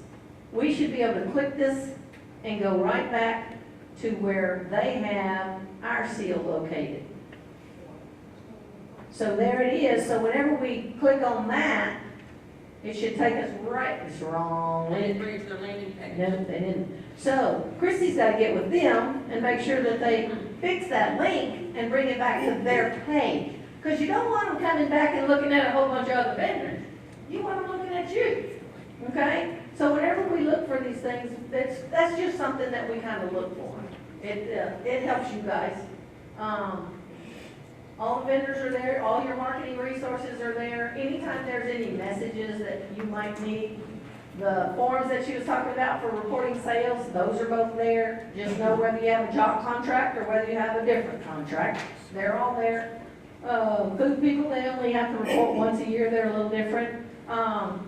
If you want to look up bond elections and see who did what in the most recent bond election, you can click here. It goes to the most recent. And you can look up whichever one you're looking for. It'll help you on all of that because a lot of your job contractors or technology people, they're going to have to do their bond elections and you'll be able to look it up right there. The graphics is what you need, or if you need to go to eBid to do renewal documents. The eBid is always there with new and different documentation, so you'll want to make sure that every once in a while a notice hadn't been put out there that you missed. The one that comes from here actually is HCDE eBid. You want to make sure it does not go to your junk. Because whenever you have renewal documents 1 year from whenever your contract started, you're going to have to be the contact, or whoever it is the contact. Does that make sense? We've got lots of things on this website. I know I went through it rather quick, but the members, you're just going to want them, take them here, tell them to become a member. They fill this out. Whenever they hit it, they get the download links. If they're out of state, they're almost immediate, because all they have to do is check this little box that says, I'm out of state and I do not need an interlocal, and boom, they can immediately become a member within, 15 minutes or so. Give us time to do a little bit of behind the scenes stuff that we have to do, verify that they are a member and different things like that. If they do have download links that are there, then they can simply take that document, take it to their board, get it signed, turn it in, and they're good to go. And another thing, as a contract manager, I've had vendors that contact me while they're in the office with a member, and I walk them through how to set them up as well. Or if that client may have questions about the procurement method and how we went through our bidding process, and they're not comfortable just seeing them, they want to talk to us, just call us. I mean, we'll be here to answer any question you need. Okay, anybody hungry? Don't forget to do your survey. Do your survey. Go out and get, There's a there's a card right there beside you on the table. See it on the table? Big card? Those that little thing, if you scan it. But if you're job, wait until after. If you're a job, please don't do it, because we're gonna ask you to come back. Everybody can come back in this room and have lunch. And, if you'd like to take it with you, you're welcome. But, yeah, it's just on the other side of, these walls over here. Oh, For those who have smartphones, how do they do that? If you have an ancient flip phone, give it your contract manager. give us your contract letters, we don't have We'll it. get the survey to you by email. Sorry. We're trying to be advanced here. No paper, kill no trees, you know, that sort of thing.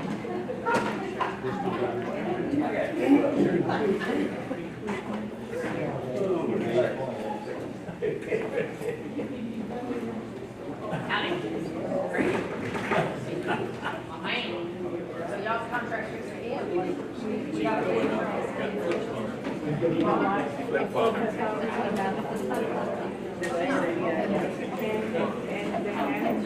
guys get still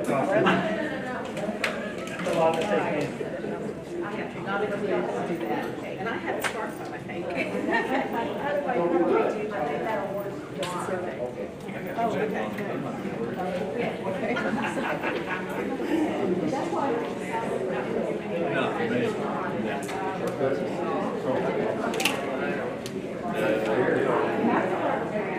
Hurry up.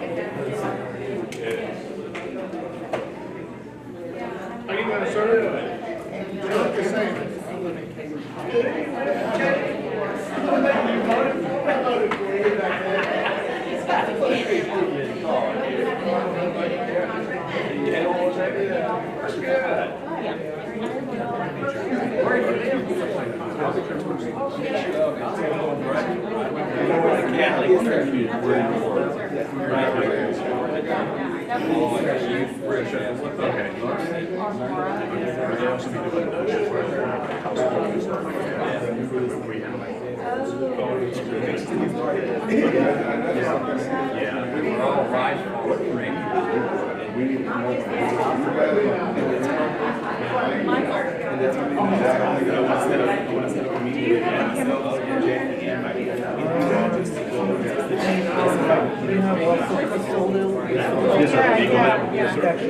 He's got that. Oh, Chrissy has that one? He's got that part. I believe you're under Chrissy. So we'll cover all under Christmas. Yeah, and then I put one out for Tim as well.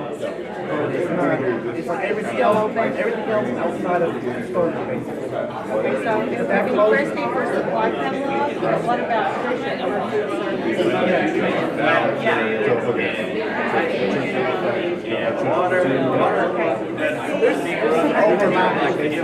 She's whatever you have on your supply catalog.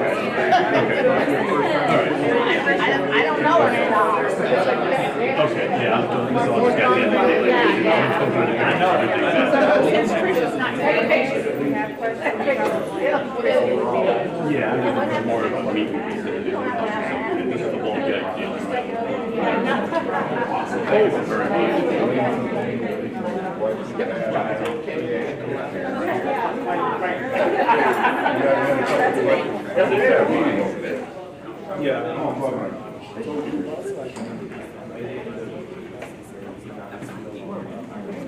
You did.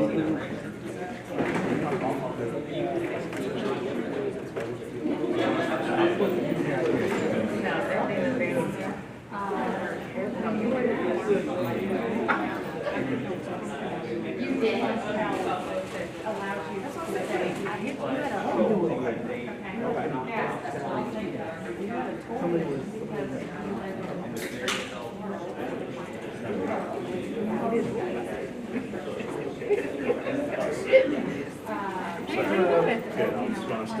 My name is Ovo with DXS HCDE. We're HCDE and Chief Phone. Hi, sweet. I was hoping to find out my contract manager. So just keep on moving off of that true tone. So if you tell me. I have a meeting at 10, so I jet early. I could not bring it.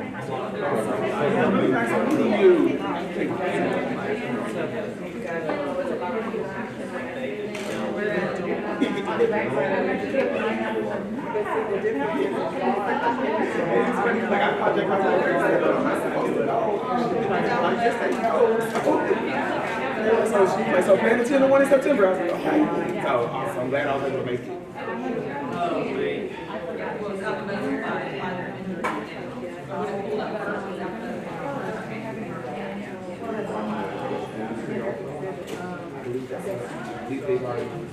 Yes, we're aware of that. Yes. We've already have that on our calendar. Yes. Nice meeting you.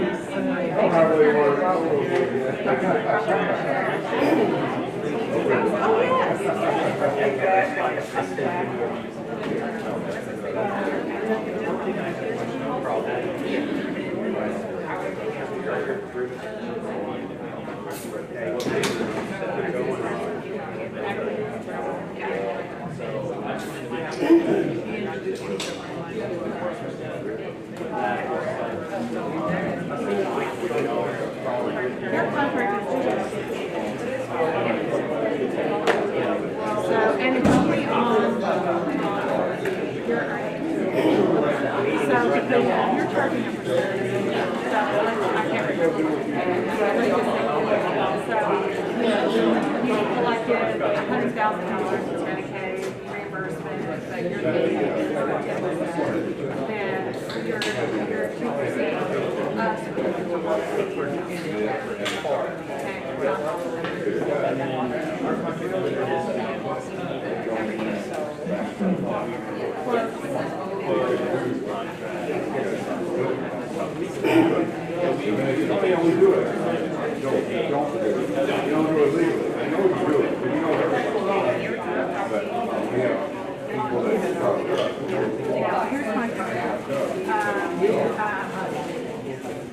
if you have not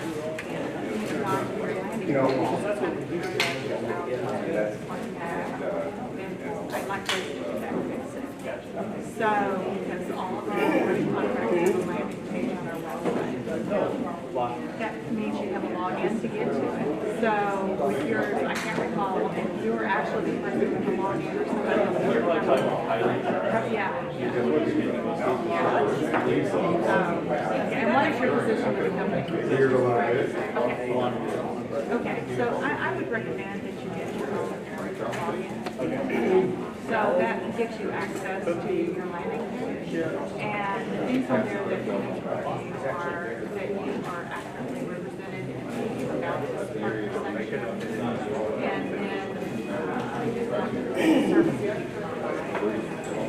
So normally when we are just working on especially if it's a brand company like you guys, we just do a cut case from the actual about this partner. Sometimes people do submit those. How are you doing? We've been around 50 years. Yeah, and you know, it's just not really, doesn't have to really. So we'll want to review that and do that, and then also make sure that your website has our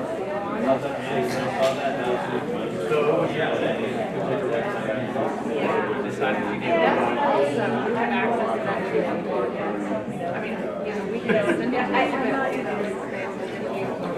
So are you still gonna help out with the choice piece?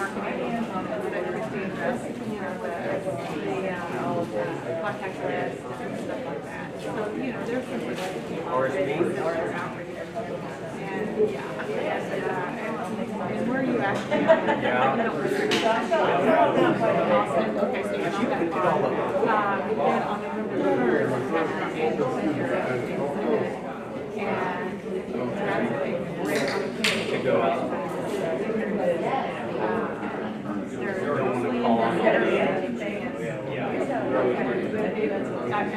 See, I'm more like that too. In Austin, and saying our area. I have the same problem. I don't want to sit there to do support. There's some. I get it. I get it. We can ask different. Been a couple of months, it's new.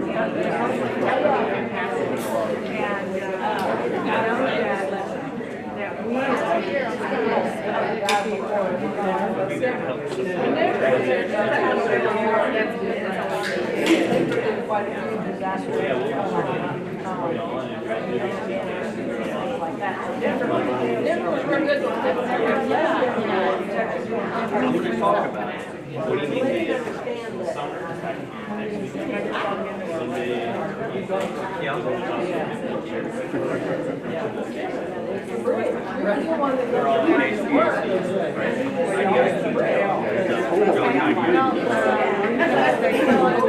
so it's basically just a delivery, which means nothing to you.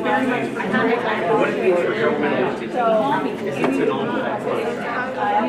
It's indefinite. So we're going to and I'm actually going to cover all this, but it's, I know I'm going to show I don't know if it's used to go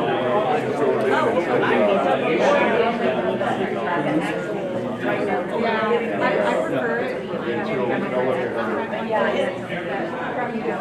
no, y'all have the same. You might have had a slightly different timing to it. But it functions the same. So, each pricing,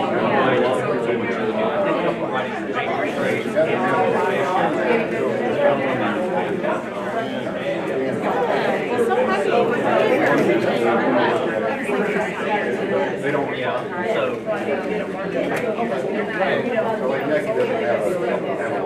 Okay, so then y'all may have been. Yes, that last one was so much better than anything I've ever seen. I knew it was. I knew it was. I mean, I can tell. I was like, we talked about it. Yeah, I know.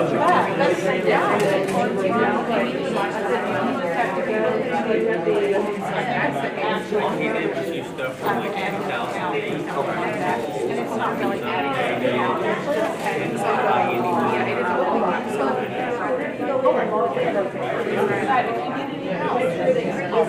I will be Kind of.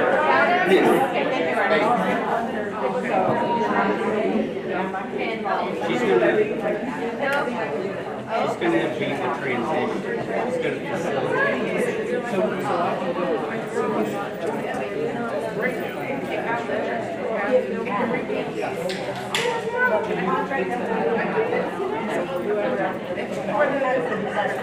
You're still doing the ask. Sounds good.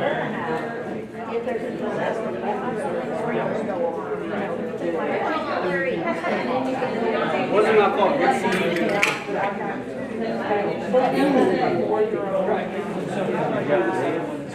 Whenever it comes out.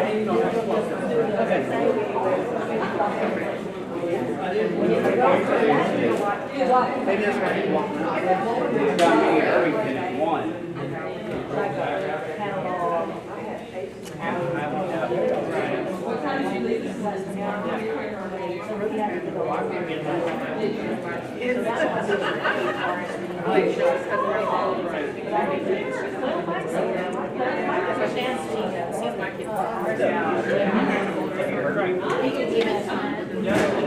So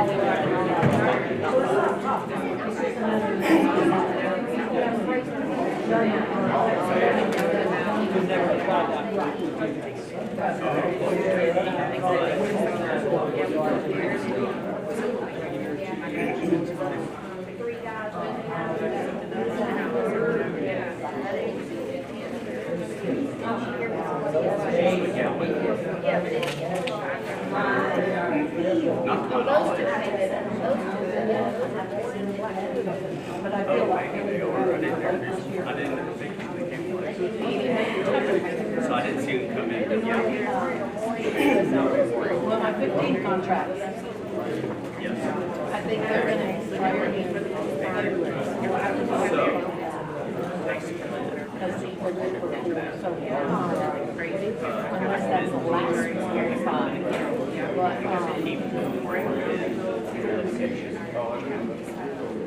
I'm pretty good. We have a spot on the website, and there's our 6 contracts. You can kind of look at our roadmap. That keeps us going straight. So, it should be on there, but it should also be when not on there.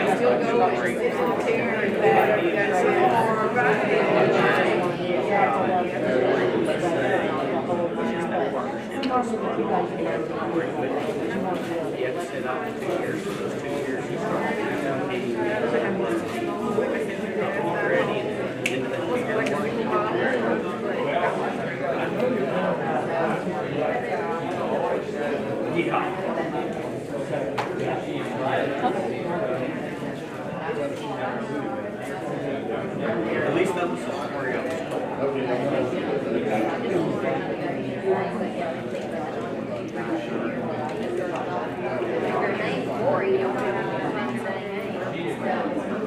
He wasn't. Well, that would be good.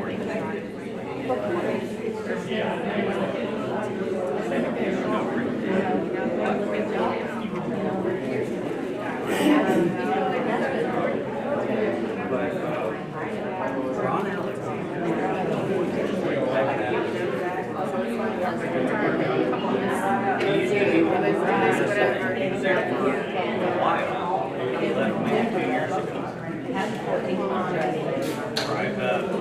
he's not in.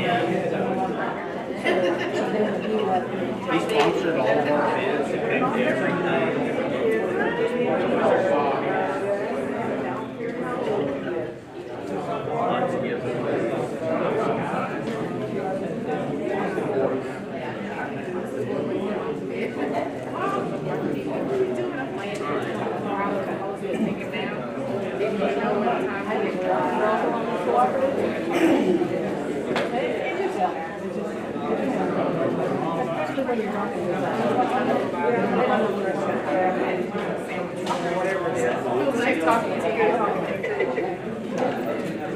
Kids blow up their science lab. I was calling this And it'll be a good contract, hopefully we get on it.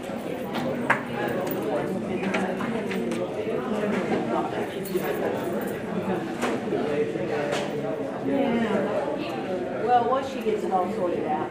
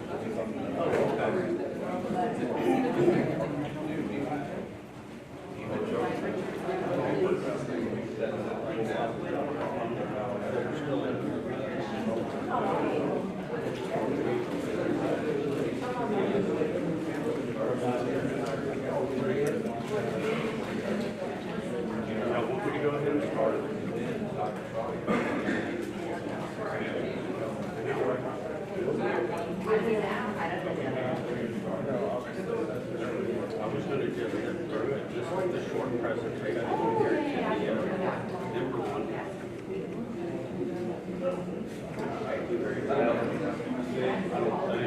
Unless they want to talk.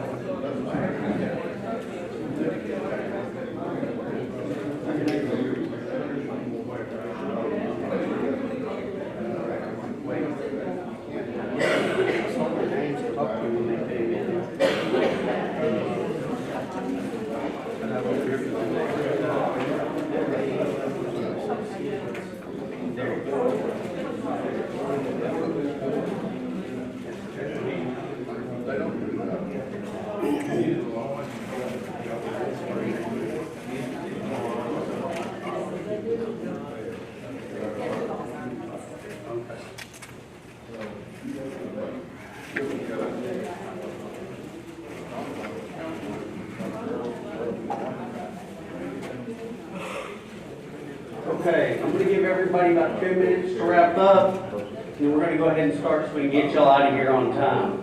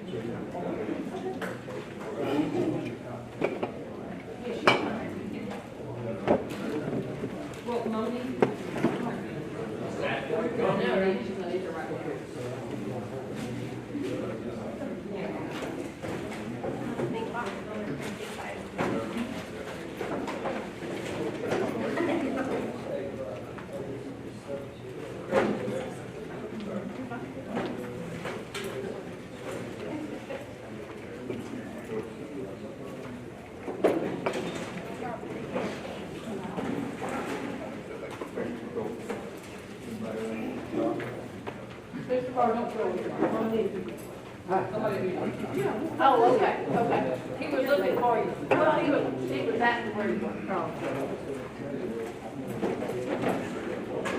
All right, I'm going to go ahead and start so that we can get out of here. My name is Stephen Kendrick. I'm Senior Manager of Facilities Planning here at HCDE. And I get the privilege of trying to keep you awake after lunch. So I'm going to take an extremely dry subject and see if I can make it remotely entertaining so I can keep your attention. How many of y'all have a jock contract? A couple of trade jock?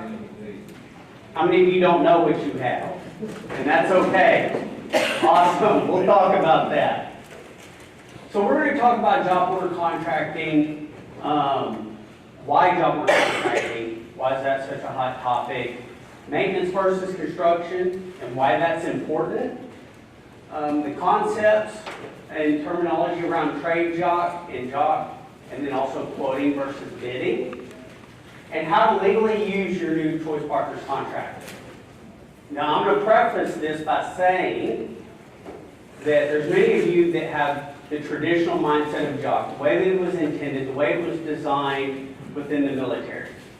And the state of Texas has changed that definition for the state of Texas. They basically said that if you want an IDIQ contract for construction services, you must do job order contracting, which then threw in trades as well. It was typically not designed for trades, it was designed for general contractors. So why does legal compliance matter? Why do we care? Right? I want to talk about this a little bit because it affects the clients that you work with. A lot of what I'm teaching you will help you protect them. Different procurement rules apply. Contracts not procured legally can be voided or unenforceable. For those of you that have been in this industry a while, you can think of probably 1 or 2 school districts here locally where that has happened in the last couple of years. Officials and officers who violate procurement statutes can be subject to criminal penalties. Again, we've seen some of that in the media. Public works contracts may trigger bonding and prevailing wage rates. That's one of the important reasons why it's important to determine if it's maintenance versus construction. If it's maintenance, you don't have to have bonding and prevailing wage rates. If it's construction, you do. Legal mistakes can delay projects, jeopardize budgets, and result in cost overruns, and subject the governmental entity to financial liabilities. Make sense? So time and materials. For my trades that are here today, time and materials is probably where you feel comfortable, right? You understand it, you know it, you've got your own pricing sheets internally, you go out there, you know what the cost of the job is. Does that make sense? Yeah? Yes. Except that in 2011, the statute was changed and it said if providing construction services, the only method allowed to select contractors for future undefined projects is job order contracting. So what that means is if you did not respond to a solicitation on the street with a defined scope of work, and they're needing something done right now, you have to provide it through a job order contract. Make sense? So the definition of job order contracting, for those of you that don't know, it's a procurement method used for maintenance, repair, renovation, remediation, alteration, minor construction of a public works when the work is of a recurring nature, but the delivery times, types, and quantities are undefined or indefinite. What that means is, I know that I'm going to need something. As a facility manager, I know I'm going to need something. I know I'm going to need electrical, roofing, plumbing, HVAC. But I don't know when I'm going to need it, and I don't know how much. But I know that when I need it today, tomorrow, next week, next month. I don't need to wait on my procurement department to do a 4-month-long solicitation and evaluation. Make sense? So the state of Texas says, for those things that you need done right now, we're going to give you an IDIQ job contract.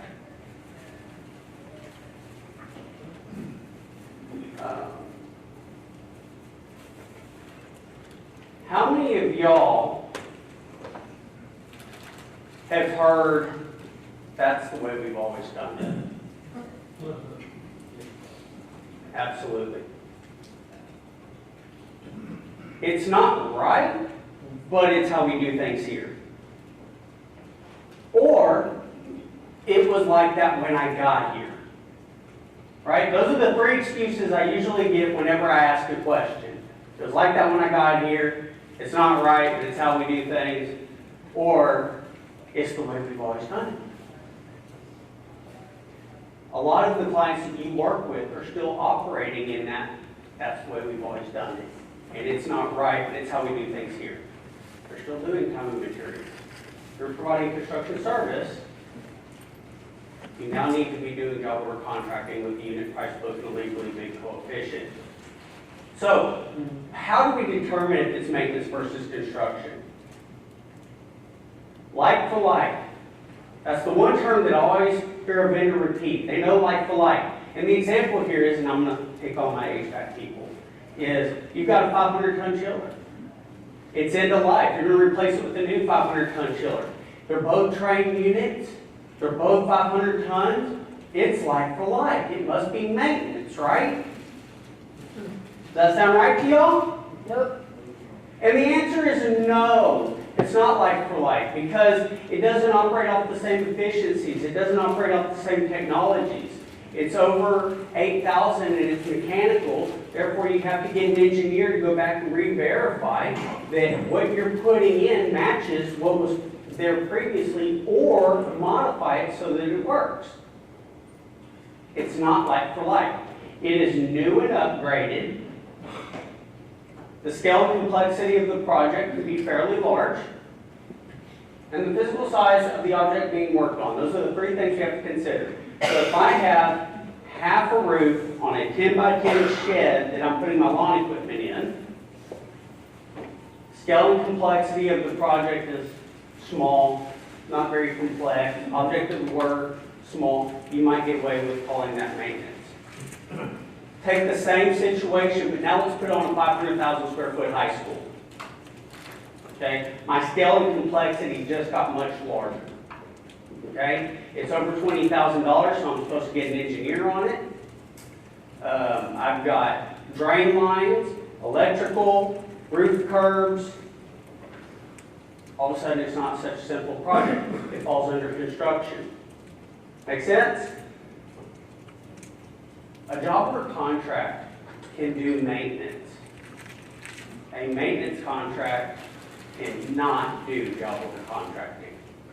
So a maintenance time and material contract in the state of Texas is simply that. It's for maintenance, repairs,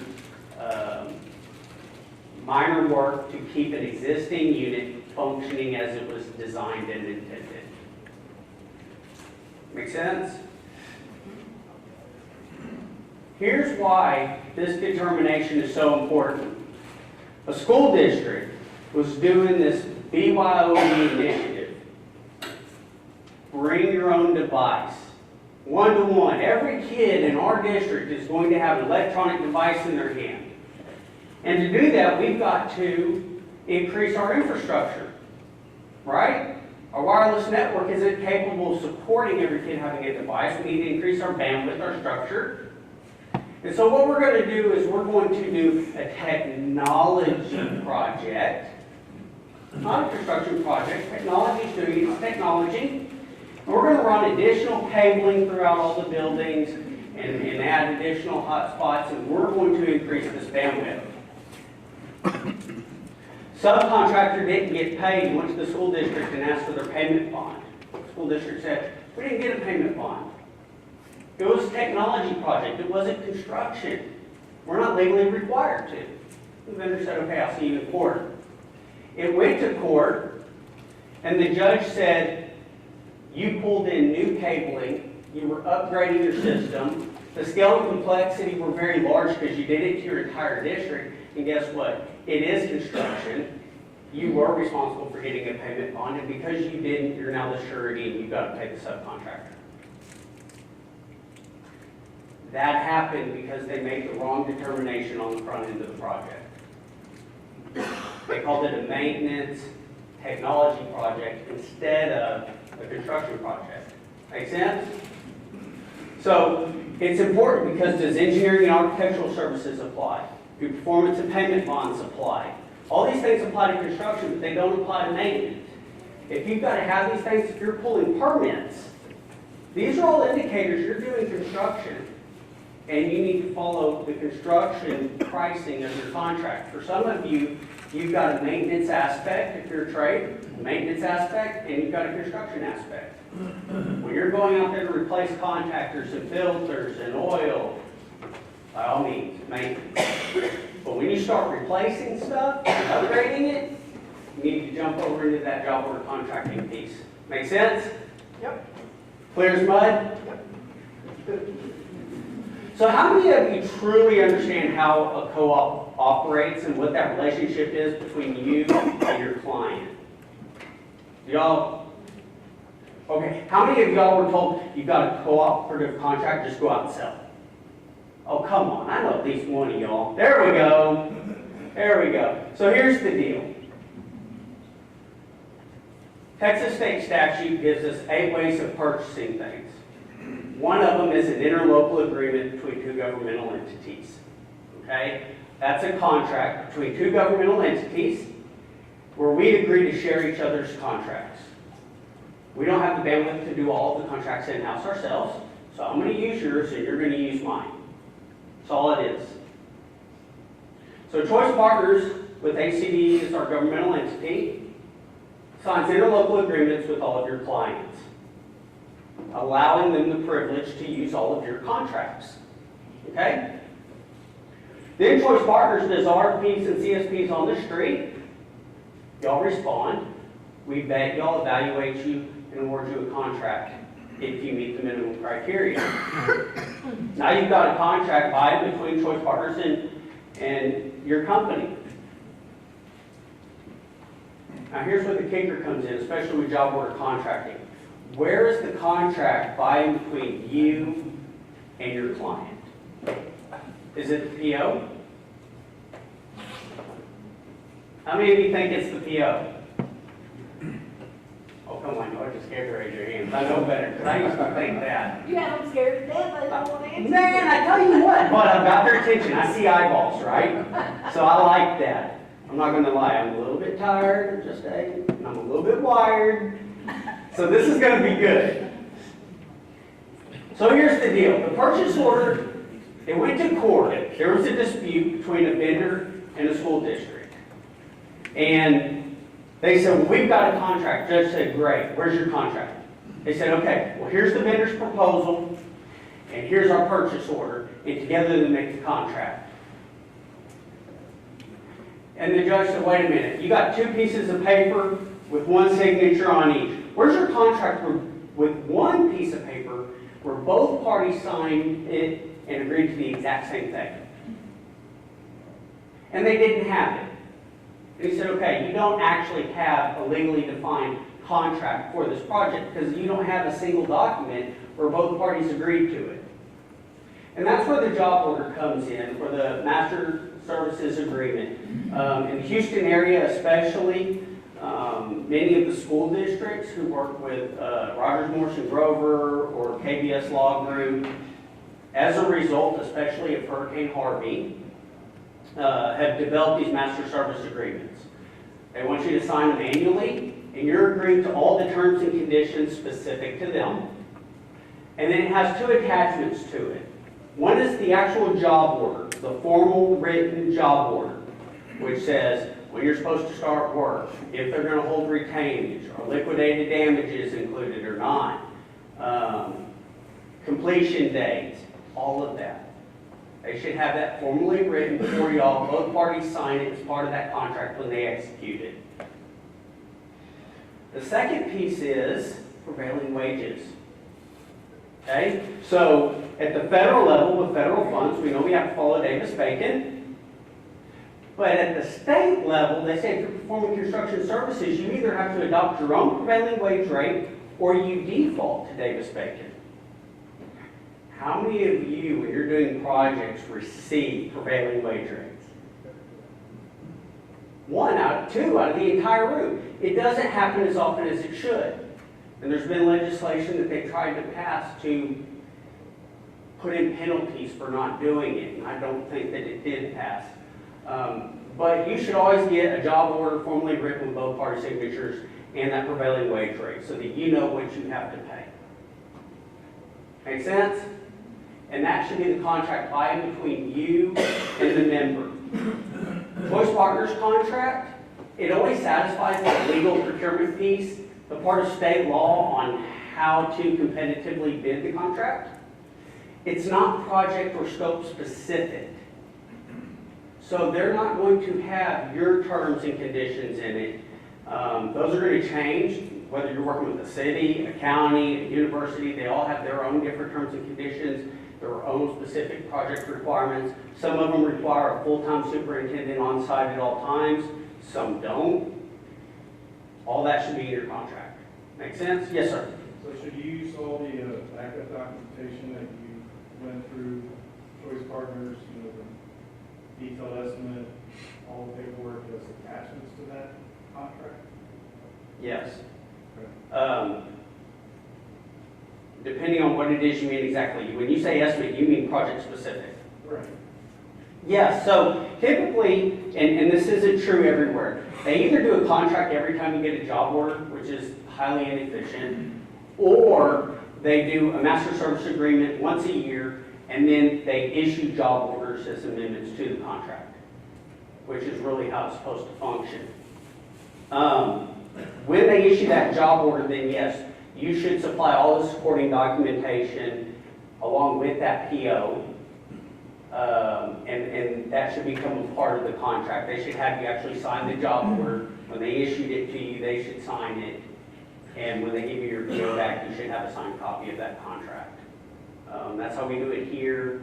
I know Humble ISD does it, Spring Branch. There's several school districts that have now gone to this because of Hurricane Harvey. And that happened. Everyone called out jobs in an emergency, right, during the hurricane. And they all started doing work. And then they started calling Choice Partners and they said, hey guys, they're wanting to hold retainage. Do y'all have retainage in your contract? Oh, that's between you and them. Well, they say it got to be done by this date. What does your contract say? Well, we didn't know when you were going to start the job or finish the job. It's not in our contract. You're supposed to agree with them on that, right? They didn't have those documents in place.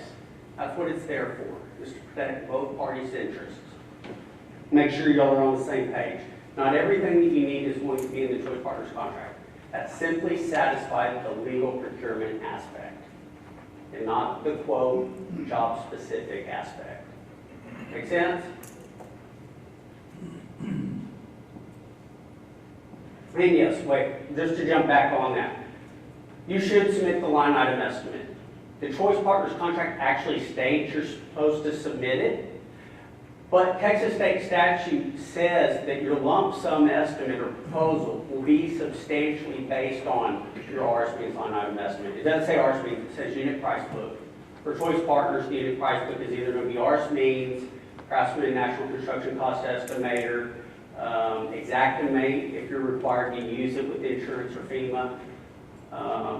And then they've got a third one on a new contract that they've got out. I don't think it's been awarded yet, but they're going to have Sierra West for those that are going to do work out in California with ISDs. That's a requirement out there.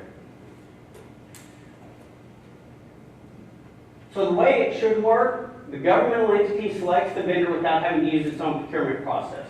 If they're using a job order contract through a co-op, they're not having to do a formal solicitation.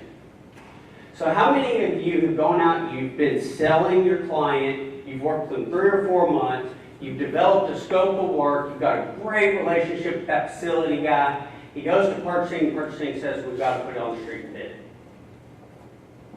And now you're drawing out another 3 or 4 months, you're still maintaining that contract. They get maybe a principal on the evaluation team, someone from purchasing, nobody, maybe 1 or 2 people you have a relationship with, but the rest of them you don't. And you lose that job to a low bidder. Right? It's happened to all of us. With job order contracting, they don't have to put it on the street. That part's already been done. They can take one quote, your quote, and issue a purchase order on it and start work tomorrow or next week.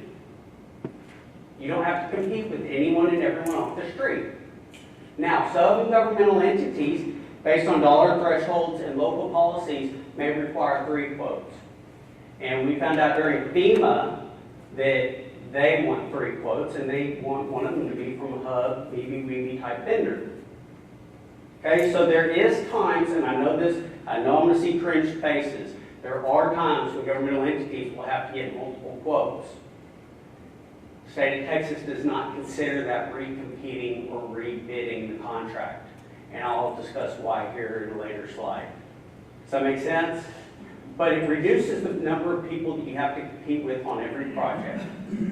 And they can choose based on best value instead of just lowest price. It's the only method allowed to select contractors for future undefined projects. I'm not going to read the rest of this to you, but you have it in your slide deck.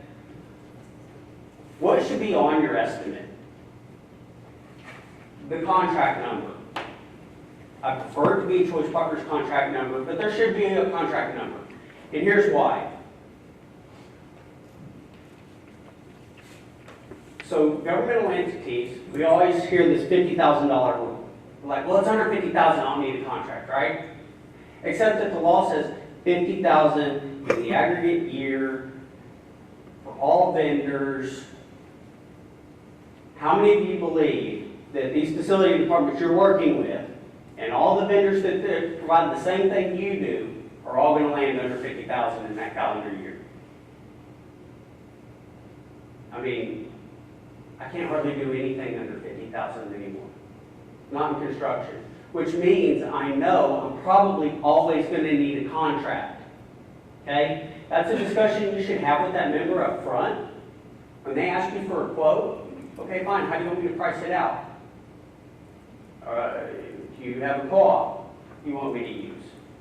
Because if you don't know how you're pricing it out, you're not providing them legally competitively bid pricing, right? You're just giving them an off-the-street price usually. The second thing is then they pass it on to purchasing, and purchasing says, hey, are they on a co-op? And they said, well, yeah, they're on Choice Partners co-op. And they said, great. They go to the Choice Partners website. They put the contract number on the PO. They send you the PO. You don't look at it. You accept it. Guess what? You're now on the hook for the Choice Partners administrative fee. When you accept that PO, whether you read it or not, if it has the Choice Partners contract on it, or any other cooperative contract for that matter, you're now legally obligated to that administrative fee with any and all co-ops. Does that make sense? So, me personally, I'd rather know upfront and include that in the cost than find out after the fact. And that's why it's so important. I'm going to tell you, you're going to talk to some facility people and they're going to say, I don't know, just give me a quote. And so those instances are still going to happen from time to time, but you can greatly reduce them by just asking, what contract do you want me to put this on? Or just simply always add the contract number to it. And if they don't want it, they can come back and let you know, hey, we'd rather it go this way. At least then you know what to expect. There should be a line item assessment based on the unit price book, localized by applying the city cost index. So for those of you that haven't worked into a unit price book, it allows you to adjust the pricing based on where the work's being performed. So it starts out at a national average, and then you would select Texas, and then you would select the first 3 digits of the zip code and whatever town that's associated with. So if you select 775, it's going to say Galveston. Okay? You may or may not be working in Galveston, but if their zip code, first 3 digits, is still 775, that's the one you would choose. Make sense? And that's going to either reduce or increase the price of that national average based on where you're doing the work. Should have the legally bid coefficient on there. That's the only thing your company bid. That's how they know that they're getting the competitive legally procured pricing, is that coefficient. And then also contractor pricing must be estimated using the unit price book for all scopes of work. And here's the example. I'm gonna pick on a different trade this time. Roofing, right? I got a roofing project, but I've got to redo some drain lines. We're gonna upgrade some disconnects in the process, maybe run some new gas lines. And so I line item out all the roofing stuff real nice and pretty. And then I say, plumbing subcontractor, $50,000. Electrical subcontractor, $75,000. Can I do it? No. Ours means has line items for plumbing and electrical. Those subcontractors have to follow the same pricing you bid. Make sense? So JOC IDIQ estimate. And I don't know if you'll be able to see this or not. It may be better in your handbook. If not, I believe Choice Partners is going to post this on their website where you can download it so that you can see it. But this is a basic example of an RSMeans line item estimate. It's very simple, but basically it includes the key components that Choice Partners looks at. the vendor name, the job description, the contract number, your data release, 2019 quarter 2. Are we using the most current data set, or are we using something from 2017? The quantity of each line item, a 12-digit number. Your client can type that 12-digit number into RSMeans and hit enter, and they can look up the pricing and verify it without having to learn how to use a unit price book. The description, that tells you what's in that line item.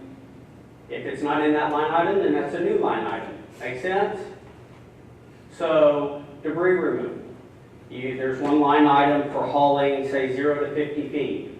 And then you're going to have another line item for a container. Maybe it includes one dump, maybe it doesn't. Maybe you got to have multiple dumps of that 20-yard container or 40-yard container. That's another line item.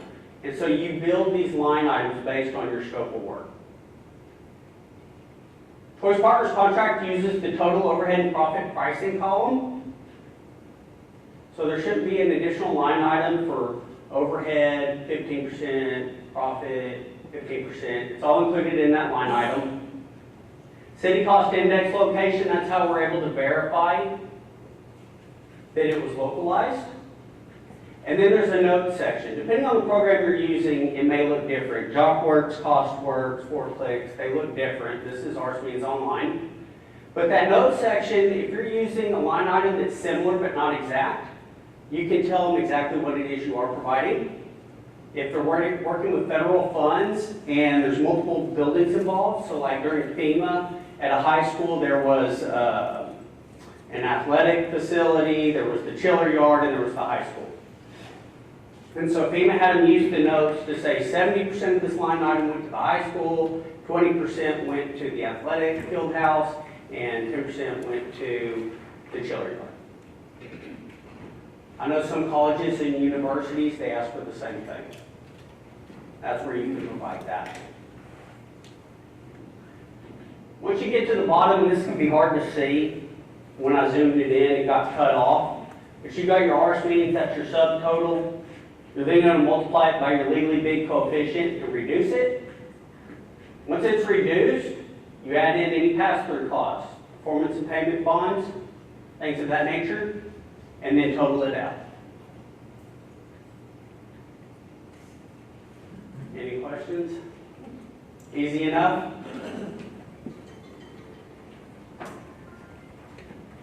So review the job quote. And this isn't so much for you, but so you're aware, Choice Partners and many other cooperatives offer a contract compliance review to their members. What that is the members can say, here's a quote we got from your vendor. Can you review it and let us know that the pricing we got is what was actually legally bid, and that they actually followed the terms and conditions of your contract. This is the check sheet that I've created when I review my own contracts. So anytime I get a quote from a vendor, these are the things I look for. These are the same things that Choice Partners looks for. City cost index location, was it utilized? Coefficient, is it your regular hours? Is it your after hours? Is it not one you actually did? Overhead and profit pricing, was that used? The data release, is it the most recent? Non-pre-priced line items. In section 6.0 of Choice Partners contract, depending on your contract, that number changes from like 6.2 to 6.3. It tells you the procedures for non-pre-priced line items. Basically, it's a sole source, and you provide that documentation, or you get 3 quotes. You choose the one that's the most advantageous to the member, and then you add what you bid for markup. So your customary overhead and profit, if you bid 15%, 20%, you add that to it. And now that becomes the price for that non-pre-priced line item. Make sense? Do you set it by yourself, or do you send that in? You get your 3 bids by yourself and you add that line item? I'm going to tell you it depends. So it says the member's supposed to approve the non-pre-priced line items. Sometimes they're going to tell you, I want you to use X, Y, and Z vendor. And you still have to get 3 quotes, but you know you're going to go with them because that's the most advantageous to them. That's what they want. Other times they just want the lowest bid. So I'm going to tell you, yes, you do the work, but I would have a conversation and make sure y'all are on the same page, because they do have the right to not accept it. I'm going to tell you that most members do not ask for this unless they're audited, or they send it to Choice Partners. If they send it over to Choice Partners, we're going to have to ask for it, because it is part of the contract. I typically try to avoid non-pre-priced items at all costs and find something close. I can't always do it, but it's just easier. Attempts to pass through the cooperative fee. This says Choice Partners cooperative fee at the bottom of it. They can strike that out, reduce that cost, and then go with the rest. That should not be on the quote. Division 1. So your contract, in section 1 under job definitions, it tells you what is and isn't included in the coefficient. If there's any line items that are duplicative of that definition, then Choice Partners will ask you to remove them. So customary supervision, trucks, fuel, computers, cell phones, administrative assistant, office overhead, those things are all included in the coefficient. They should not be separate line items. Make sense? And then any adjustment factors, are they actually applicable? And we don't make that call. We typically just let the member know that they're in there and what they're for, and then they can make that call. Make sense? This became a big deal after Harvey. There's several co-ops offering this. I don't know if they're doing it to the same extent. But this is what we review. We do not get into scope of effect. We're not going to look at your quantities. We don't know if your line item belongs there or not, unless it's just grossly out of place. You know, if you're doing a concrete project and we see LED lights, maybe, or a 30-foot man lift. And there may be a reason. Maybe they want you to use that 30-foot man lift to take some pictures because you don't have a drone. I don't know. But we'll ask about things that are just grossly out of place, and that's about it. So the job IDIQ job order should be district issued, signed by both parties, state the scope of work and price of assigned tasks, and provide the owner's adopted prevailing wages. I actually have the job order example here.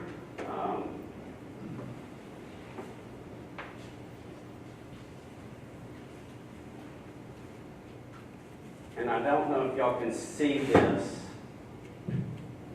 Oh. Up on top, display settings. Yeah, hold on, I'll just drag it. There we go. So I don't know if y'all can see this or not. Can y'all see it? Do I need to make it a little bigger? Better? Yep. Perfect. Okay, so it states the two entities, the day, the agreed scope of work, and which shall include the deadline for performance, place of performance, agreed upon total price. Let's see.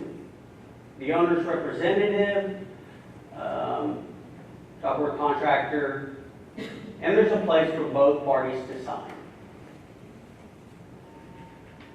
States terms and conditions. Now they can add additional stuff to this, obviously, but that's just a simple example of what a job order should contain at a minimum. So the bidder proposal versus the quote. There's a lot of, when our members sometimes have to get 3 quotes because their board requires it, their local policy requires it, or FEMA requires it. We know it's not something that you want to happen, but there's times when it has to happen.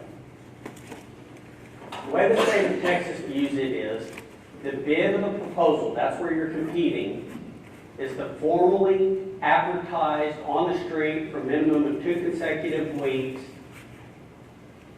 sealed CSP that you responded to, that was evaluated, scored, and then brought to a governmental entity's board for award. That is it. It is not scope specific. It is a unit price book against a coefficient. Period. Now what they want you to do is take what you legally bid and apply it to their scope of work. Make sense? State of Texas requires them to get a minimum of 1 quote, but it does not limit the number of quotes that they can get. I typically do not see them get more than 3. The quote is job specific. It should be in writing, and it should be, the pricing should be based on what you legally bid in the formal advertisement. So does that make sense? The bid is the IDIQ piece, the quote is scope specific. I know, I see your face, and I know what you're thinking, and I'm not telling you that's how job was, I gave that disclaimer at the beginning. But the way that the state statute is now, just like trades, they've differentiated the bid versus the quote. They do not consider quoting re-competing.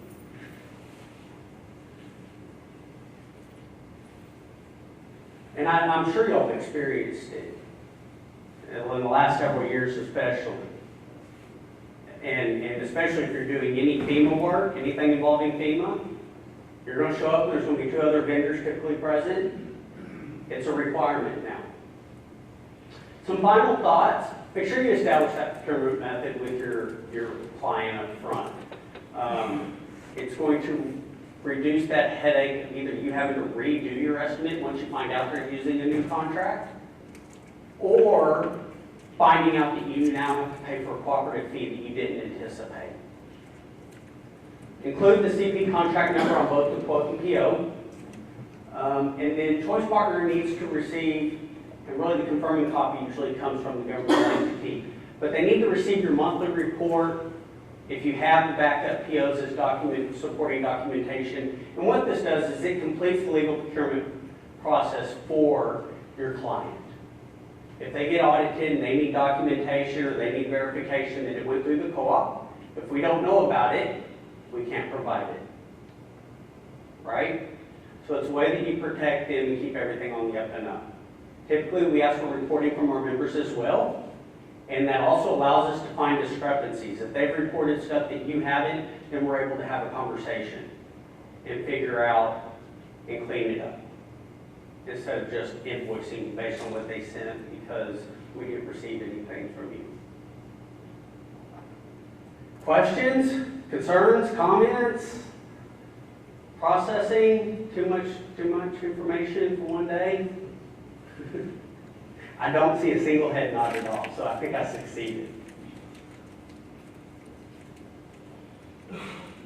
Wow, tough crowd. Well, guys, if y'all do have questions, by all means, get with your contract manager. If they don't know the answers, they'll consult with me. And we're here to help you out. If you haven't used your price book, you don't know where to start or how to begin, we can help you with that.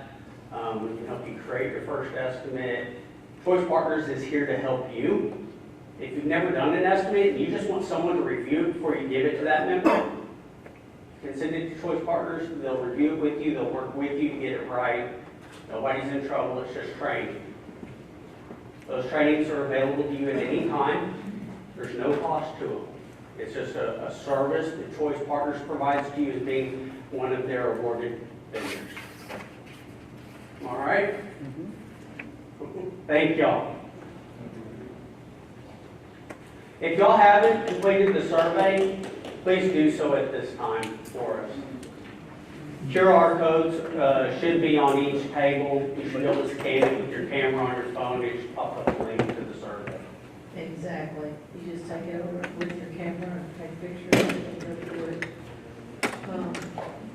We just want to thank everybody for coming out. I know there might be a few more questions. You can kind of catch us over on the sides and discuss with, if you want to stay behind and talk to your contract managers or whatever the case may be, we are here for you.